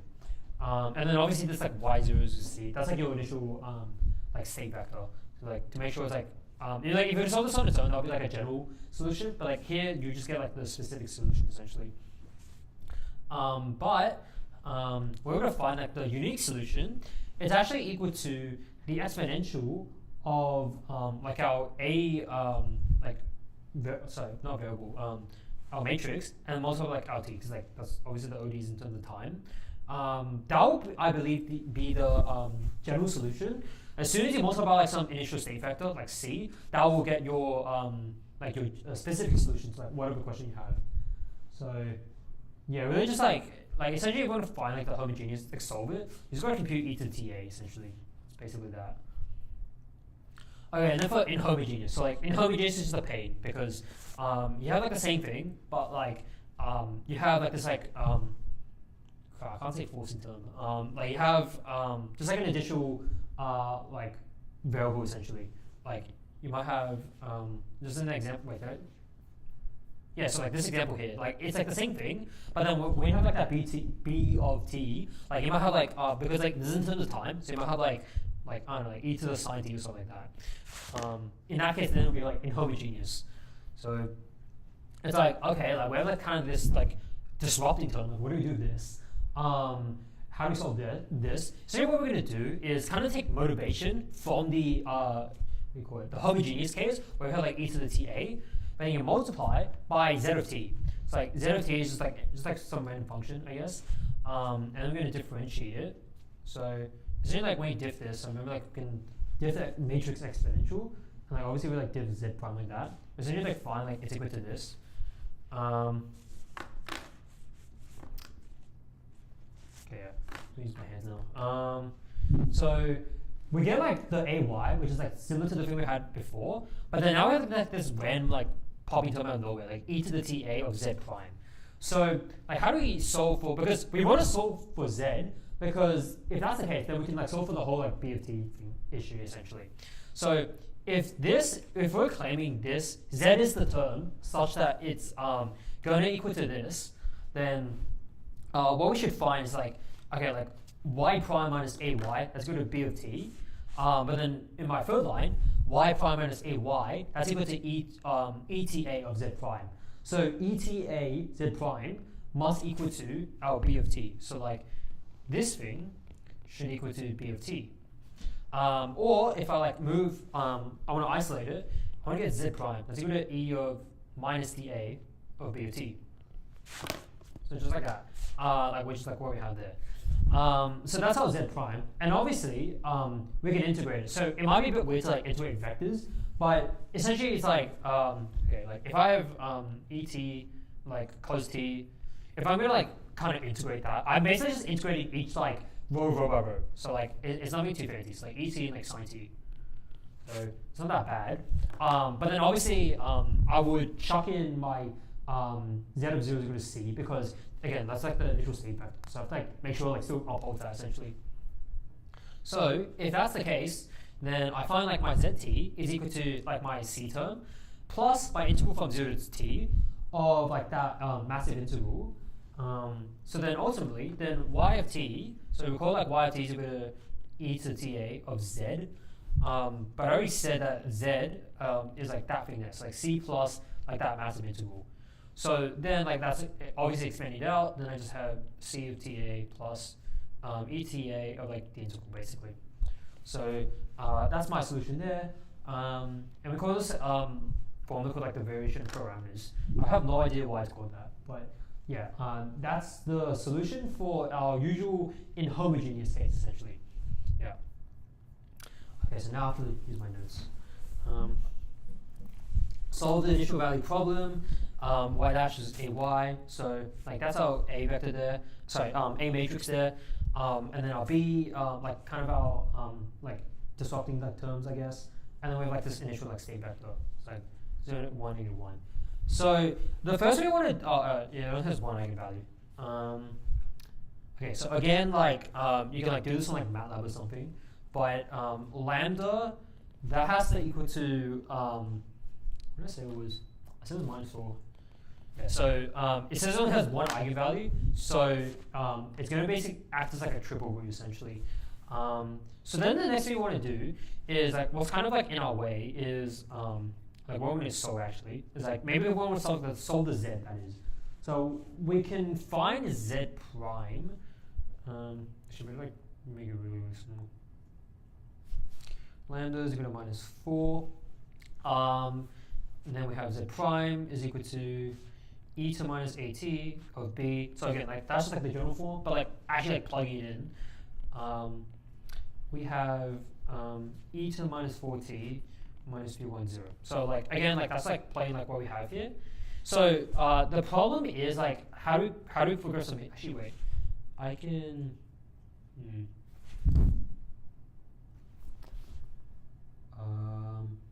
Oh yeah, okay. So like I think this is fine. That's a constant. So if you really care, like you can kind of like move this on the outside and like swap them around. Okay. Like the thing I'm trying to avoid is like I can't like swap the vector and like the matrix on. That's gonna be messed up.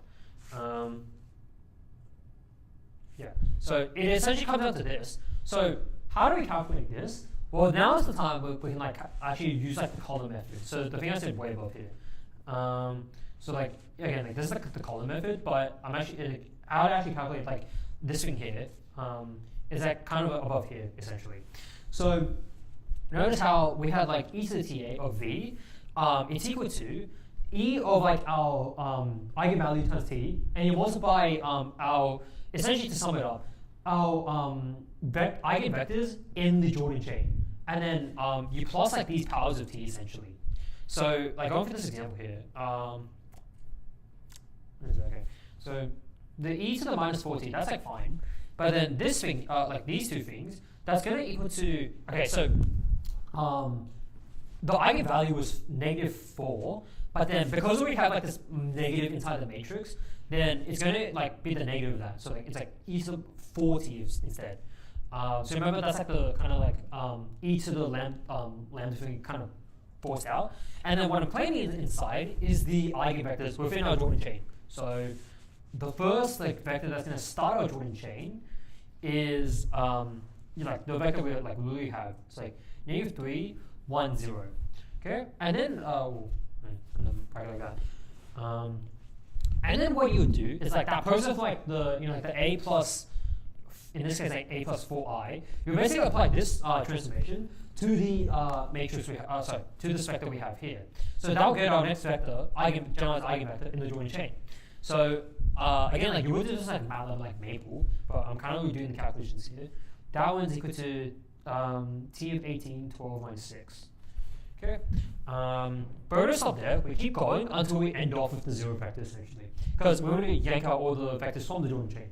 So we get this vector, and we just turn it into like this process here. So the next one there, that one's equal to. I'm going to say the. Okay. So if you plug that in, you'll get 1860. Okay. So notice how like the coefficients of each of these vectors, they're all forming like again like kind of like the powers of like e to the x. So it's like 1 and then like t and like t squared and 2 factorial. So then the next one would be like t cubed and like 3 factorial. Okay, but we actually don't need to do that, because if we plug this into our original like a plus 4i, this is actually an eigenvector of like the original matrix like A. So obviously we like do this process, that will return the 0 vector.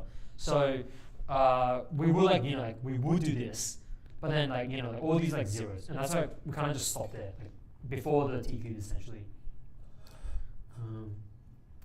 But essentially that's kind of like the power of like the column method. We don't even need to compute the exponential of the matrix. So z prime, that's equal to like, so obviously like these plus 9t squared 1 plus 12t plus, let me use this, okay, 3t squared, okay, 6, wait, what, oh no, sorry, minus 6t, yeah, all those are zeros, yeah, okay. So, like, again, by using the column method, we're really find like the product of like the exponential, which we kind of got away with, and it's multiplied by our vector here. So that's our z prime. And like I said, when we're integrating this, it's kind of easy. Just like integrate everything, like row by row. So like 9t squared plus 3t cubed. The middle one's like t plus 6t squared. That's t, not 6. Next one's like 2t. That's t cubed. Sorry. Okay. Bottom one's like minus 3t squared. Okay. So that's our z. Okay, and then what do we do here? So we call like the general form of y of t essentially. That's equal to our initial state vector, and then we plus our integral essentially. So when you calculate the integral, because we're integrating from like what this determines here is like you're integrating from t to 0.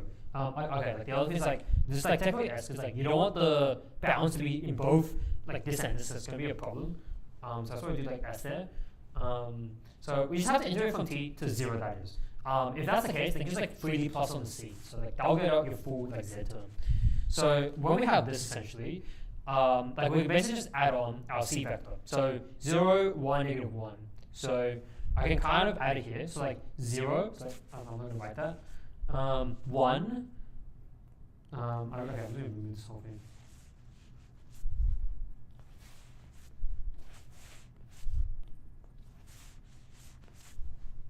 Okay, so this is like a 0, like a 1 plus, and then the other one is a minus 1. So that here is our z term, essentially. Okay, and then, how do we, okay, y is equal to, oh my god.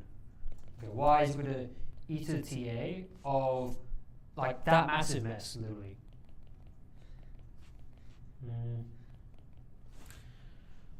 1 plus t plus 6t squared plus t cubed minus 1 minus 3t squared. Okay, okay, I have to like, this is 0, 1 minus 1 plus t, sorry, e to ta, minus 3, 1, 0 plus t squared e to the ta of 9, 6 minus 3 plus t cubed eta of 3, 1, 0. Yeah. Okay. So then we have like a bunch of like matrix multiplications along with like some like random vector. So then what you have to do is do the column method again. So you have to like shock the, because like all the eigenvalues here are all like minus 4. So can you write on this? Oh, you can. Okay, jeez. E to the ta, 0, 1, negative 1. Again, like recall like from column method that thing is where is it? Okay, so again, like it's like this one again. I'm just like using that many times. So that one is equal to e to the minus 4t, and then you just have like your like result of like your Jordan chains along with like the tailored e to the x terms kind of thing. So that is equal to 0, 1 minus 1 plus it's like the result of the next one, t of 3, 1, 0. But we'll call it 3, 1, 0. That's again like your usual eigenvector. So like that's like usually you're done there. And then your next one's like e to ta with like negative 3, 1, 0. That's equal to again like e to the minus 4t. Let's see here. Minus 3, 1, 0 plus t of 18, 12, minus 6, and like t squared on 2, 18, 6, 0. And again, like notice this is like an eigenvector, so we stop. Wait, let me see like 1, 2. Okay, next 3. E to the ta. Let's see here. Okay, 9, 6, negative 3. That one is equal to wait, sorry, I should have added the okay, t squared e to the minus 4t of 9, 6, that plus t negative 9 minus 12, 9, t squared and 2 minus 27 minus 9, 0. Okay, still one more. 4, that's equal to t cubed of e to the minus 4t of like the last one. Okay, what was that one? 310. 3 ones. Ooh, okay. But the thing is, 310. That's already a like an eigenvector by itself. So like I just have that term plus like because if I do the process again, it's gonna go to 0. It's like nothing. So like all I have is like just that, I believe, for like my fourth expression. And so if you want the whole solution, I didn't want me to do that. Y of t is equal to 1 plus 2 plus 3 plus 4. Because like it's just freaking that long. Like all the terms, like you have to like just sum them up. Like I do imagine like if you sum them up, you might like get something nice at the end. So yeah. Okay, like I'm not gonna do this because like this freaking I'm not gonna find different eigenvalues for this one. Given that was the clip from the last one. But like essentially like the okay. The strat for this one is like I'm just gonna say the strat for this one because two C's. You have because you have 3 different eigenvalues, you're gonna guarantee 3 different vectors values. Yeah. But then like the strat kind of still remains the same in the sense that when you're like the z prime, because this is still inhomogeneous, so that will still to the e to the minus ta of your in this case like your it should still be your initial not initial like your like beta essentially. Like that. And then you would just have to like calculate this one again, just by like using the different just using the column method. But you might have to you're not going to use the same eigenvalue this time because unlike the previous case where you had the same eigenvalue like 3 times, here you have 3 different eigenvalues. So you just need to calculate for like each different eigenvalue case essentially. And then obviously just to get z, just integrate. Like whatever, like after doing the column method many times, integrate to get z. Obviously, if you integrate from 0 to t, then if you just plus z plus your c term, so you just plus this, then that will get you your like z term ultimately. Because like again, it's kind of like the you're logging in like that term of like z to like get like that solution just for z, and then to get like again like your y again. Y of t, remember just in general, that's equal to e of ta of like essentially c plus like that into essentially, or just eta times like z. So again, you have to do the column method, which I'm not going to do. So for like each like maybe different like vector, you're going to have to do like a different eigenvalue. Like whatever your eigenvectors that you find here, you just have to chuck into each one. I could just do minus 1 prevalence because it's all the same. But for like depending on the eigenvector, you chuck in for like each of these, you just sub in the corresponding eigenvalue. So like whatever you answer get at the end, which is like going to be super long, that is just being your y of t essentially. So that is like the solution to like this like inhomogeneous problem. Yeah. Okay. That's it. Jesus Christ. Oh, wait.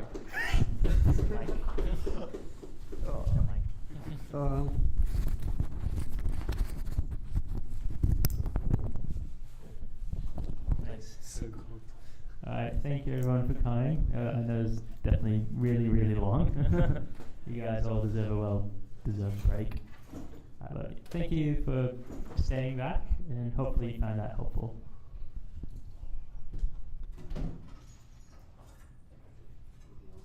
And turn off the stream.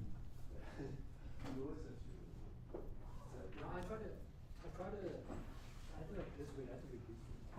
Yeah, but usually